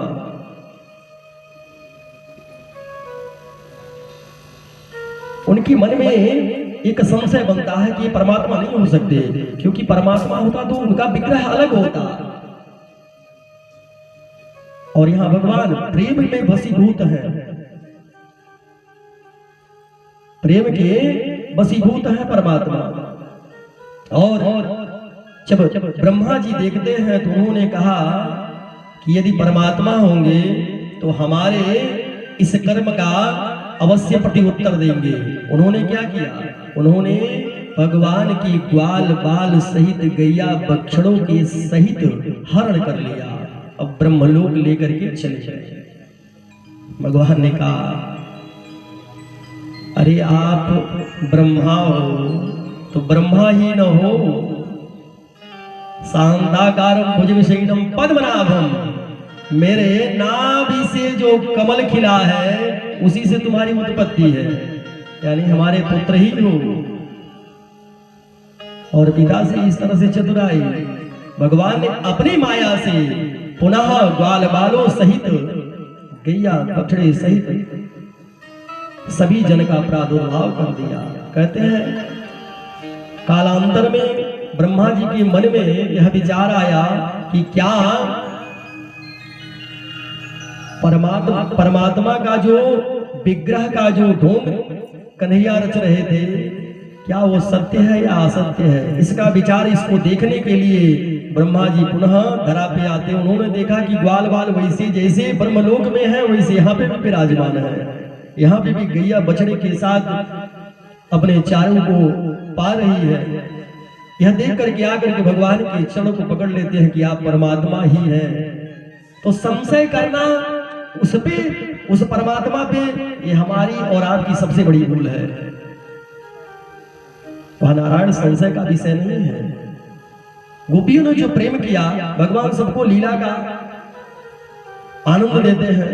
कहते हैं भगवान राधा सहित गोपियों के साथ रास करते हैं। रास शब्द का जब नाम उच्चारण होता है तो हमारे और आपके मन में एक संशय बनता है। कहते हैं 99 रास भगवान ने रामावतार में किया था। एक रास करने के लिए मैया के साथ जैसे ही भगवान विराजमान मर्यादा पुरुषोत्तम राम हुए, उसी समय इंद्र का जो पुत्र था आकर के मैया के पांव पे डंक कर दिया, अपने चोंच को डंक कर दिया। कहते हैं उस डंक के कारण उनका वह रास हरास हो गया और भगवान ने उस रास को वचन दिया था कि उस रास को मैं द्वापर में आकर के उस रास को महारास में परिवर्तन करके सबको सुख प्राप्त कराऊंगा। सुख का मतलब क्या है? रास का शाब्दिक अर्थ है योग। जो योग के द्वारा, मैंने प्रथम दिवस में बताया कि कथा श्रवण करने वाला या कथा कहने वाला जब दोनों व्यक्ति योगी हो तब कथा का परम आनंद प्राप्त होता है। अच्छा बताओ, 8 साल का बालक है, 9 साल का, 8 या 9 वर्ष का बालक है, सुंदर घुंघराले बाल है, पैजनियां पहने हैं,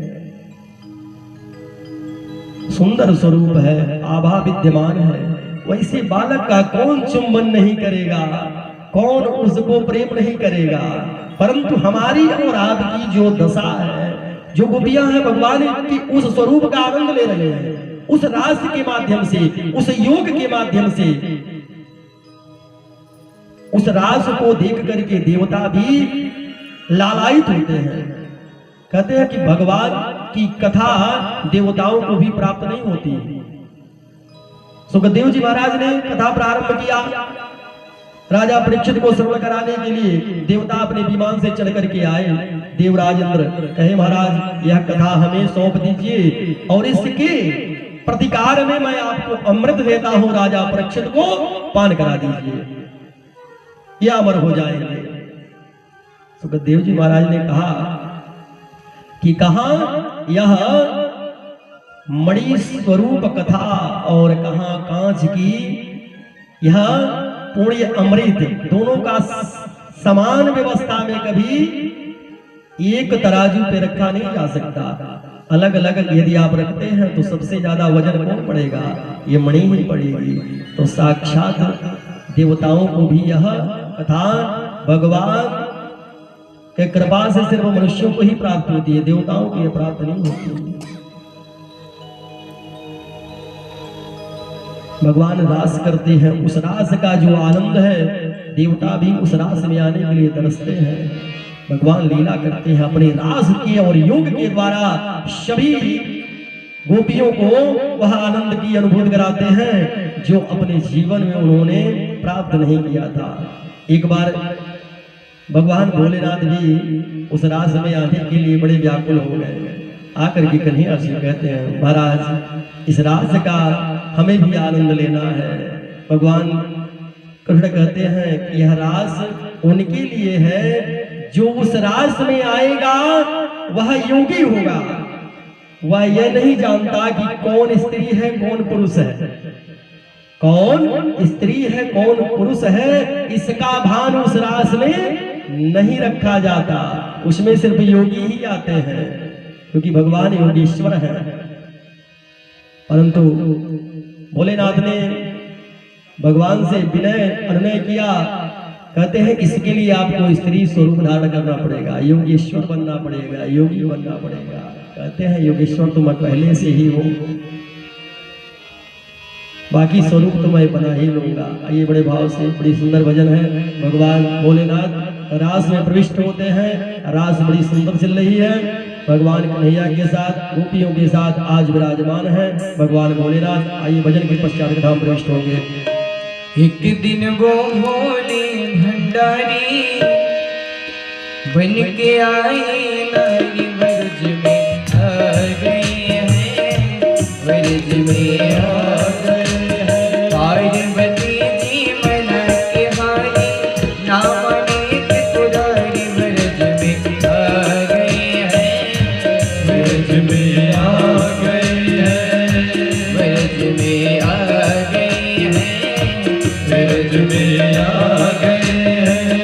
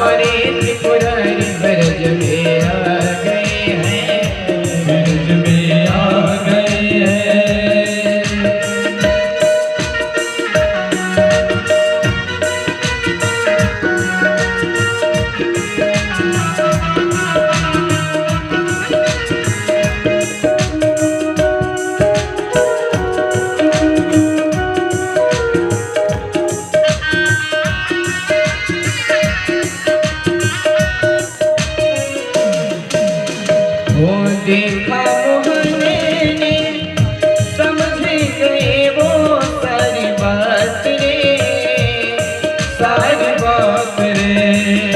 ऐसी बजाई बंसी सुध बुध भोले भोलेनाथ रे, भोलेनाथ रे। वो सिर से खिसक गई जब साड़ी, मुझे आए के भारी वर्ज में आ गए हैं।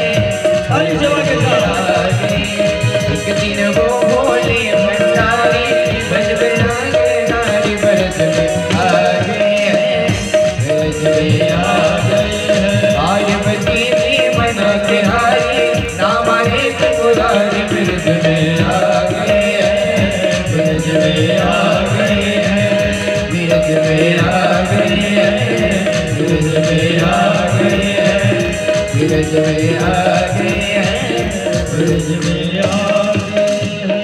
कृष्ण कन्हैया लाल की। कृष्ण कृष्ण महायोगी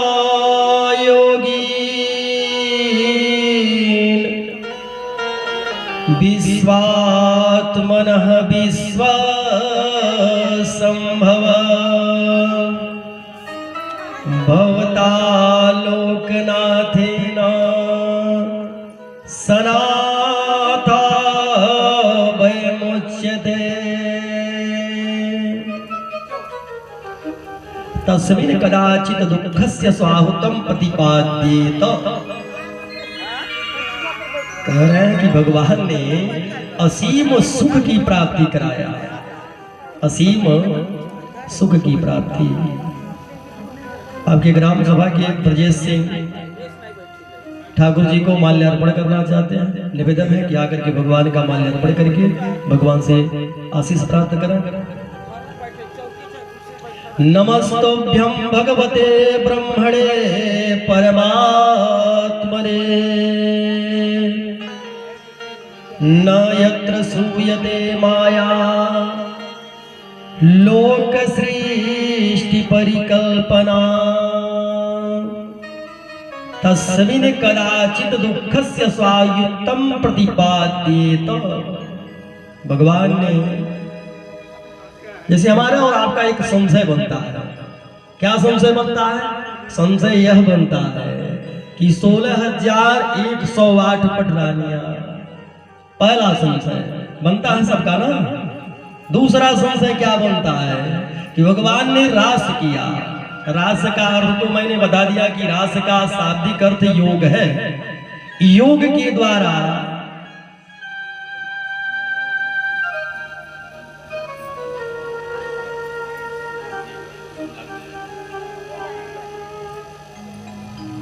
जिन लोगों को भी माल्यार्पण करना है, आकर के भगवान हरि व्यापक सर्वत्र समान आकर के भगवान को माल्यार्पण कर लें, आशीष प्राप्त कर लें। प्रधान जी के पिताजी भी आना चाहते हैं। और एक स्वरूप जब दृश्यमान होता है हमारे ग्राम सभा क्षेत्र सभा का, तो हम ब्राह्मणों का जो मनोबल है ना बड़ा ऊंचा हो जाता है। पूछिए क्या? हमारे यहाँ के धर्म स्वरूप, जिनके रग रग में धर्म बसा हुआ है, बाबू विजय प्रताप सिंह जो आपके समधी जी हैं, जब वह उपस्थित हो जाते किसी भी कथा में या किसी भी यज्ञ में, किसी भी अनुष्ठान में। अभी हम लोग गए थे प्रयागराज भी पहुंच गए थे। हमेशा जाते ही हैं, परंतु जाने के बाद एक असीम अनुभव हम लोगों को प्राप्त होता है। देखिए, कथा में आना, मैंने कहा कथा में आना अलग विषय है, मन से आना अलग विषय है। और यहाँ पे जो लोग उपस्थित हैं वो सभी लोग मन से आए हैं, ये मुझे पता है। इसका हम लोगों को, आइए बड़े भाव से 2 बार नाम संकीर्तन करते हैं, पश्चात कथा में प्रविष्ट होंगे। 2 बार नाम संकीर्तन करेंगे। क्या?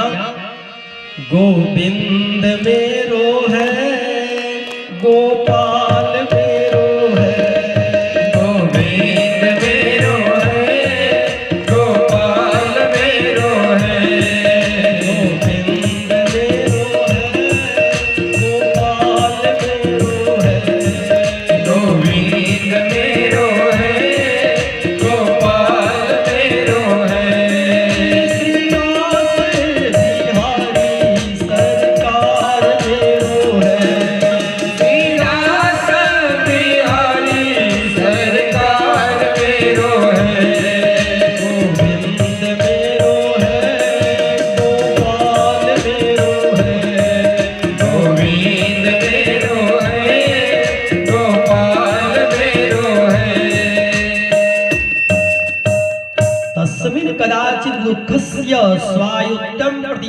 दिए तो भगवान असीम सुख का अनुभव करा रहे हैं। किनको? गोपियों को। राधा मैया सहित कह रहे हैं कि हमारे और आपके मन में संशय बनता है कि भगवान ने रास किया, 16,108 पटरानियां थी भगवान की। मैंने आपको शाब्दिक अर्थ बताया, रास का अर्थ है योग। जहां जिस योग में सम्मिलित होकर के यह विचार ना आए कि वह स्त्री है कि पुरुष है, उसे ही रास कहते हैं। अब कथा में गैया को चारा डालना है, ठीक है, चारा डालना तो चारा वही डालिए और डाल करके वही से कथा श्रवण करिए। मैंने पहले ही बताया, मन से आना और बिना मन से आना, उससे अच्छा वही से कथा श्रवण करिए, बड़ा आनंद है। इसका समन्वय, इसका निराकरण भगवान ने स्वतः गोपियों को दिया है। गोपियों ने कहा, एक बार भगवान विलंब रास में उपस्थित हुए, क्षण के विलंब कर गए। आकर की गोपियां कहते भगवान से एक क्षण भी वह गोपियां विलग नहीं रह सकती, क्योंकि अटूट प्रेम है गोपियों का, अटूट प्रेम है गोपियों का। किसके प्रति? परमात्मा के प्रति। विलग नहीं रह सकती। कहते हैं थोड़ा सा भी क्षणिक विलंब हुआ, वह गोपियां बेचैन हो गई। भगवान का जब प्रादुर्भाव होता है रास में, तो कहती है रास नहीं होगा आज रास नहीं होने वाला, आज आपका हरास होगा, आज रास नहीं होगा, आज दूसरी लीला होगी। भगवान बड़े आश्चर्य में पड़ते हैं, कहते हैं क्या हो गया? गोपियां कहती हैं हो नहीं गया, आपने कर दिया। कहते हैं क्या? कहते हैं जो गोपियां कह रही हैं कि हे परमात्मा आप विलंब से क्यों आए? ऐसा लगता है कुछ और भी गोपियां हैं, कुछ और भी भक्त हैं आपके, कुछ और गोपियां हैं, आप झूठ बोल रहे हैं, आप सत्य नहीं मिथ्या बोल रहे हैं। भगवान ने कहा नहीं, ऐसा नहीं है। आपकी जो भक्ति हमारे प्रति है, हमारी भक्ति आपके प्रति है। मैं इस भक्ति के अलावा दूसरे से प्रेम नहीं करता। परंतु गोपियां कह रही हैं कि आप दूसरे से प्रेम करते हो, आप हम लोगों को बहला रहे हो। भगवान कहते ऐसा कुछ नहीं है। परंतु गोपियां मानती नहीं है इस बात को, कहती है मिथ्या है। भगवान कहते हैं अच्छा रुको, इसका मैं निराकरण कर, कथा बड़ी सुंदर है, तत्व है, ध्यान से श्रवण करिएगा। भगवान के प्रति जो हमारा संशय बनता है किसी प्रकार से, उस संशय का भगवान ने शमन किया है, अर्थात उसे हटा दिया है हमारे हृदय से, उसको विलग कर दिया परमात्मा ने। कैसे? गोपियों के माध्यम से।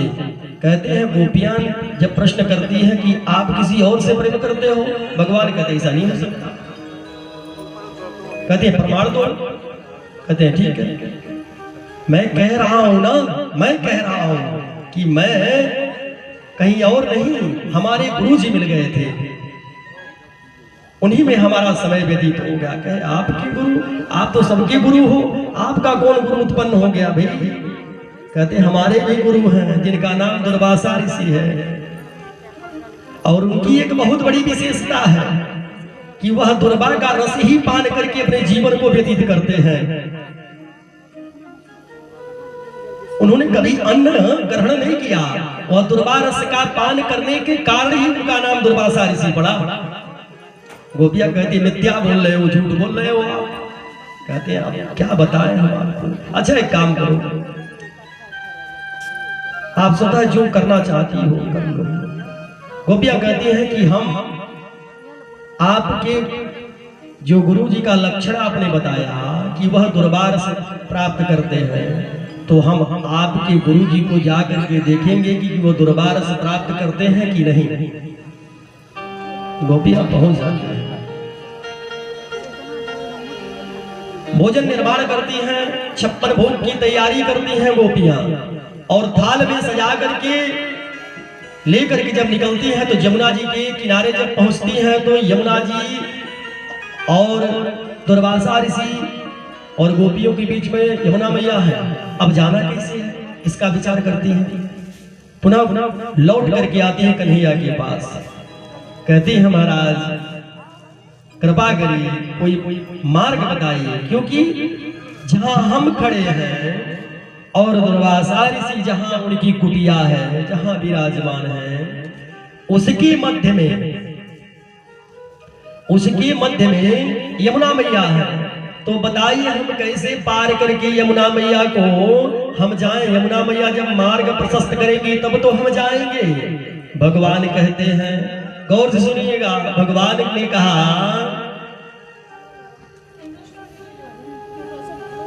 अकारण आप कष्ट ना उठाओ। भगवान ने कहा अकारण कष्ट ना उठाओ, जाओ और कह देना यमुना मैया से कि हे यमुना मैया, यदि हमारा योगेश्वर भगवान कृष्ण, हमारा कन्हैया आजीवन ब्रह्मचारी रहा है तो हमें मार्ग प्रशस्त कर दो, मुझे मार्ग दे दो।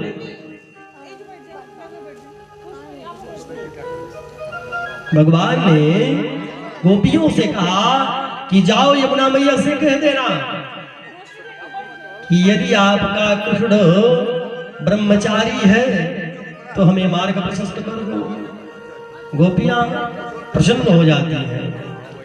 थाल में 56 भोग लेकर के यमुना मैया के समीप जब पहुंचती हैं,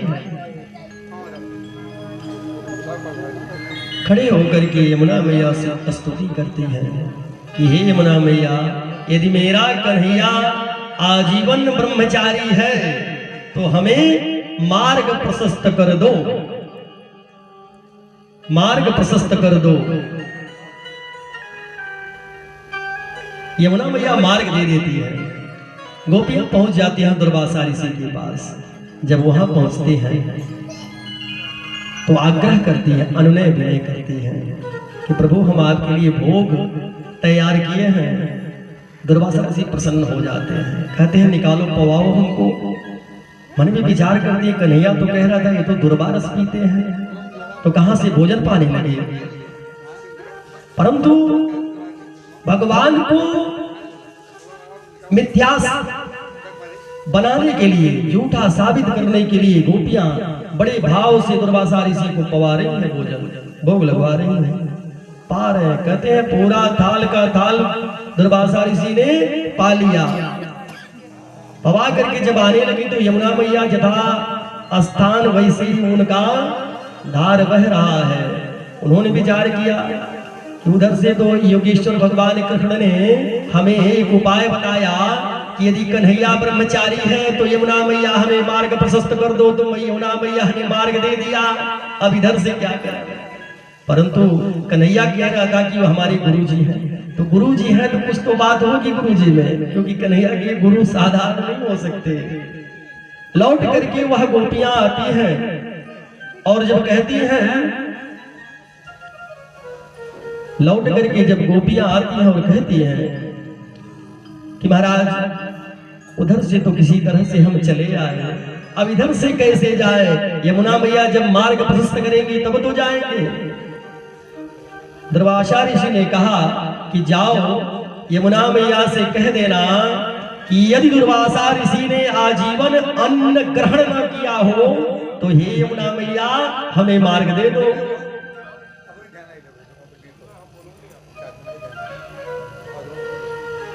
गोपियां बड़े विकट समस्या में आ गई हैं।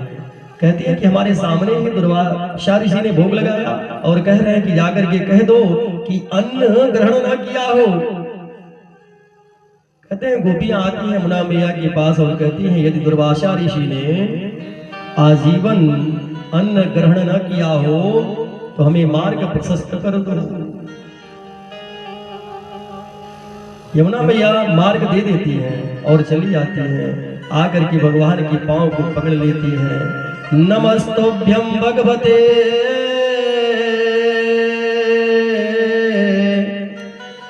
ब्रह्मणे परमात्मने न यत्र श्रूयते माया लोक सृष्टि विकल्पना। हे परमात्मा, आपसे बिलग ये सृष्टि नहीं है, आपसे बिलग यह संसार नहीं हो सकता। आप ही योगेश्वर हो। आप जो कह रहे हो मिथ्या नहीं है, सत्य है। कहते भगवान आनंद देते हैं और इधर भगवान का आदेश होता है। नारद जी आते हैं मथुरा में और कंस को कहते हैं कि तू निश्चिंत होकर के बिना चिंता तो विराजमान होकर के अपने राज्य का भोग कर रहा है, क्योंकि समय आ चुका है और वहां तेरा जो शत्रु है वह अभी भी जीवित है। नारद जी के कहे अनुसार कंस पुनः जागृत हो उठता है और अपने मंत्रियों को बुला करके सभा करता है। कुछ सैनिकों को लगाता है कि जाकर के उसका वध कर दो, परंतु भगवान ने ऐसे बलशाली दैत्यों का वध किया तो सैनिक उसके सामने जरा सा भी ठहर नहीं सकते महाराज। उन्होंने उनका भी वध कर दिया। आकर के नारद जी पुनः समझाते हैं और कंस ने अपने मंत्रियों को बुलाया, पुनः विचार विमर्श किया और उन्होंने कहा कि उस कन्हैया को आप इस तरह से सन्मुख होकर के उसका वध नहीं कर सकते। योजना अंतर्गत आप योजना करिए। कहते हैं क्या? कहते हैं आप यज्ञ करिए। कौन सी यज्ञ? कहते हैं धनुष यज्ञ करिए। उसमें सबको आमंत्रण दीजिए और कन्हैया को बुलाइए और छल से उसका वध करिए। परंतु राजन इस बात का आप सदैव ध्यान रखिएगा कि आपकी यज्ञ विध्वंस नहीं होनी चाहिए। यदि यज्ञ धनुष यज्ञ का जो मूल बिंदु है, जो धनुष है, यदि यह विखंडन हो गया तो आपका नाश अटल है, वो टलेगा नहीं, आपकी मृत्यु हो जाएगी।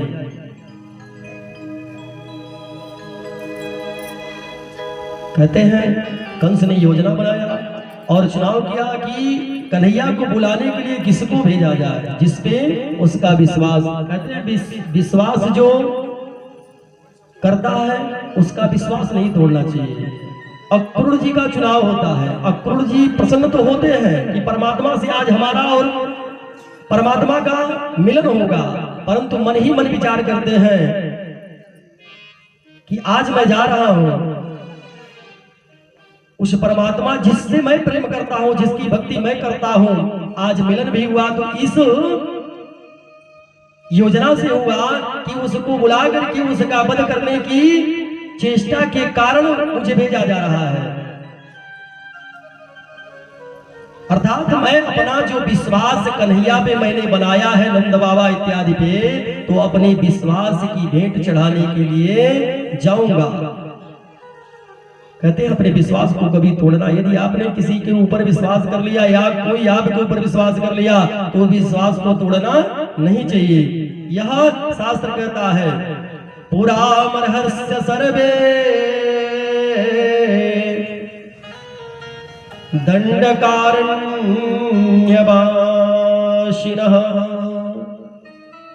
रामं दृष्ट्वा हरिं तत्र भोक्तुमक्षण्य शुभग्रहम्। राम ने जिसको अपना वचन दिया, जिसको अपना विश्वास दिया, उसको भगवान मर्यादा पुरुषोत्तम ने उसको निर्वहन किया। आज अक्रूर जी प्रमाण दे रहे हैं कि मैं अपने विश्वास को आज तोड़ने जा रहा हूं। मिलन भी ऐसा हुआ भगवान से कि मैं उसे बुला रहा हूं कि आओ हम तुम्हारी मृत्यु के लिए तुमको पुकार रहे हैं, हम बुलाने जा रहे हैं, तो भगवान के पद कराने के लिए उनको आमंत्रण देने के लिए जा रहे हैं, परंतु विवश है क्योंकि राजा के वचन को मिथ्या नहीं करना है, जाना ही जाना है। निकल पड़ते हैं ब्रज की यात्रा। कहते हैं सुबह से शाम हो जाती है। कहते हैं मथुरा से वृंदावन की जो यात्रा है क्षणिक मात्र है, परंतु अक्रूर जी भगवान के परम भक्त थे, परम वैष्णव थे।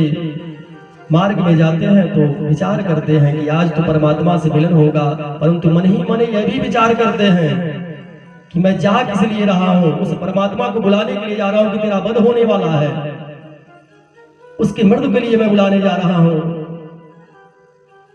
ब्रज में जैसे ही पहुंचते हैं, उस ब्रज के रज को अपने माथे से लगा कहते हैं दंडवत प्रणाम करते हुए वृंदावन में पहुंचते हैं अक्रूर जी, जिसके कारण सूर्योदय से सूर्यास्त हो जाता है। अंतर्हिते भगवती सहसैव परजांगना अतप्य संचारणानां कारिण्यायुधयः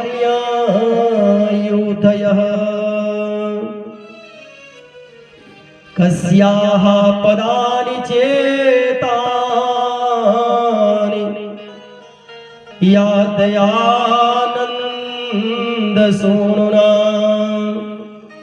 मन में विचार भी करते हैं कि मैं जब जाऊंगा तो वह कन्हैया मुझे जैसे ही देखेगा तो काका कह के पुकारेगा, और मैं क्या प्रत्युत्तर दूंगा कि मैं तुझे लेने आया हूं, लेने तो आया हूं, परंतु किस लिए? तेरा वध कराने के लिए।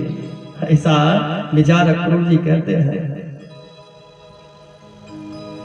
हैं सुबह से शाम हो गई, पहुंचते हैं। जैसे ही पहुंचते हैं भगवान का जब दर्शन होता है तो जैसे इन्होंने सोचा था, जैसे इन्होंने विचार किया था अपने अंतःकरण में, भगवान सब जानते हैं, जैसा इन्होंने मन ही मन विचार किया था कि दौड़ करके कन्हैया आएगा और मुझे काका कह के बुलाएगा, वैसे भगवान उनको काका कह के ही उच्चारण करते हैं और गले से लिपट जाते हैं।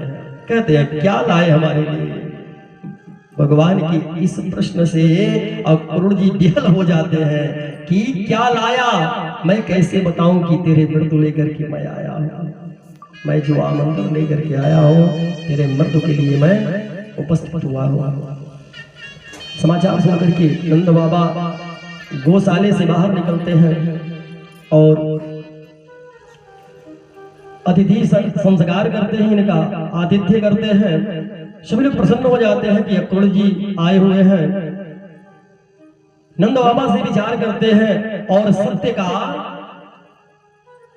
उन्हें आभास कराते हैं कि कन्हैया कोई साधारण पुरुष नहीं है, वो साक्षात नारायण के अंश अवतार है।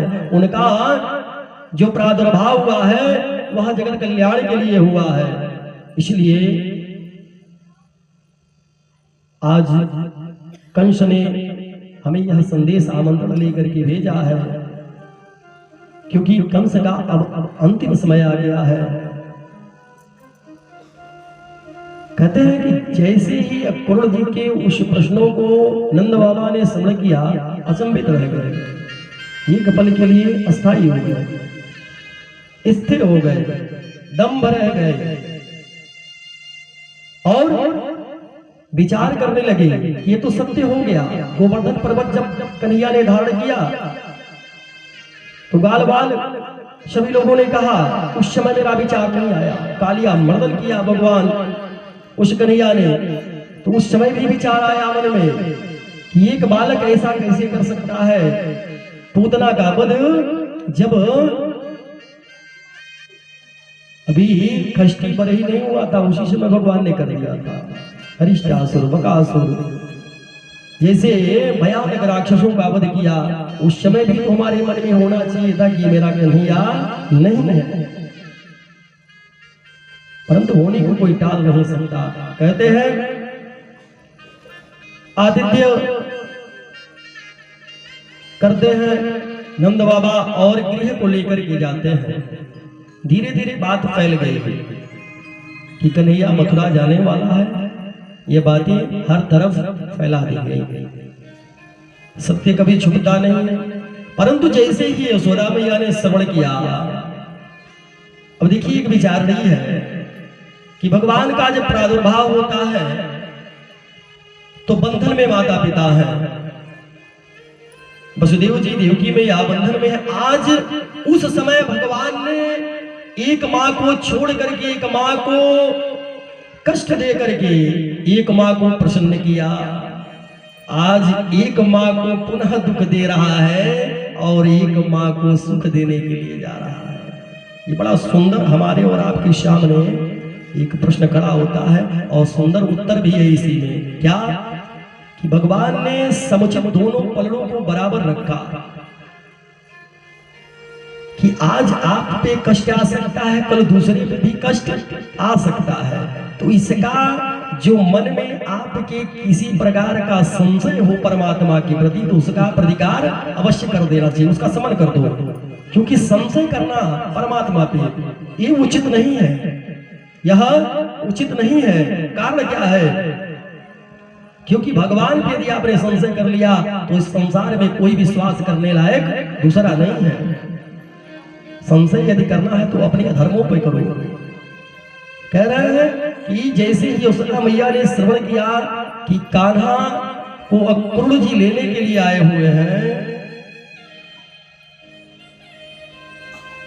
कुछ समय के लिए यशोदा मैया दंग रह गई, परंतु उन्होंने कहा कि ऐसा हो ही नहीं सकता, वो कन्हैया मेरा है, वो कहीं नहीं जाएगा, अभी वह कहीं नहीं जाएगा। नंद बाबा भी समझाते हैं। धीरे धीरे बात गोकुल वृंदावन गोपियों को भी, राधा मैया सहित सबको इसका ज्ञान होता है। सभी लोगों ने दुख व्यक्त किया और अक्रूर जी के प्रति सबका जो मन था वो वैमनस्य का हो गया। किसका? तो अक्रूर नहीं, जो नाम अक्रूर है इसका नाम अक्रूर नहीं होना चाहिए, इसका नाम क्रूर होना चाहिए। क्रूर का अर्थ होता है जो सबको कष्ट दे, जिसके भाव में दया नाम की वस्तु ना हो, उसे ही क्रूर कहा जाता है। इसका अक्रूर नाम नहीं होना चाहिए, इसका क्रूर नाम होना चाहिए, क्योंकि कष्ट देने के लिए यहाँ इसका प्रादुर्भाव हुआ है। हमारे कन्हैया को नहीं लेके जा सकता। यशोदा मैया सहित जितनी गोपियां हैं सभी विहल हैं।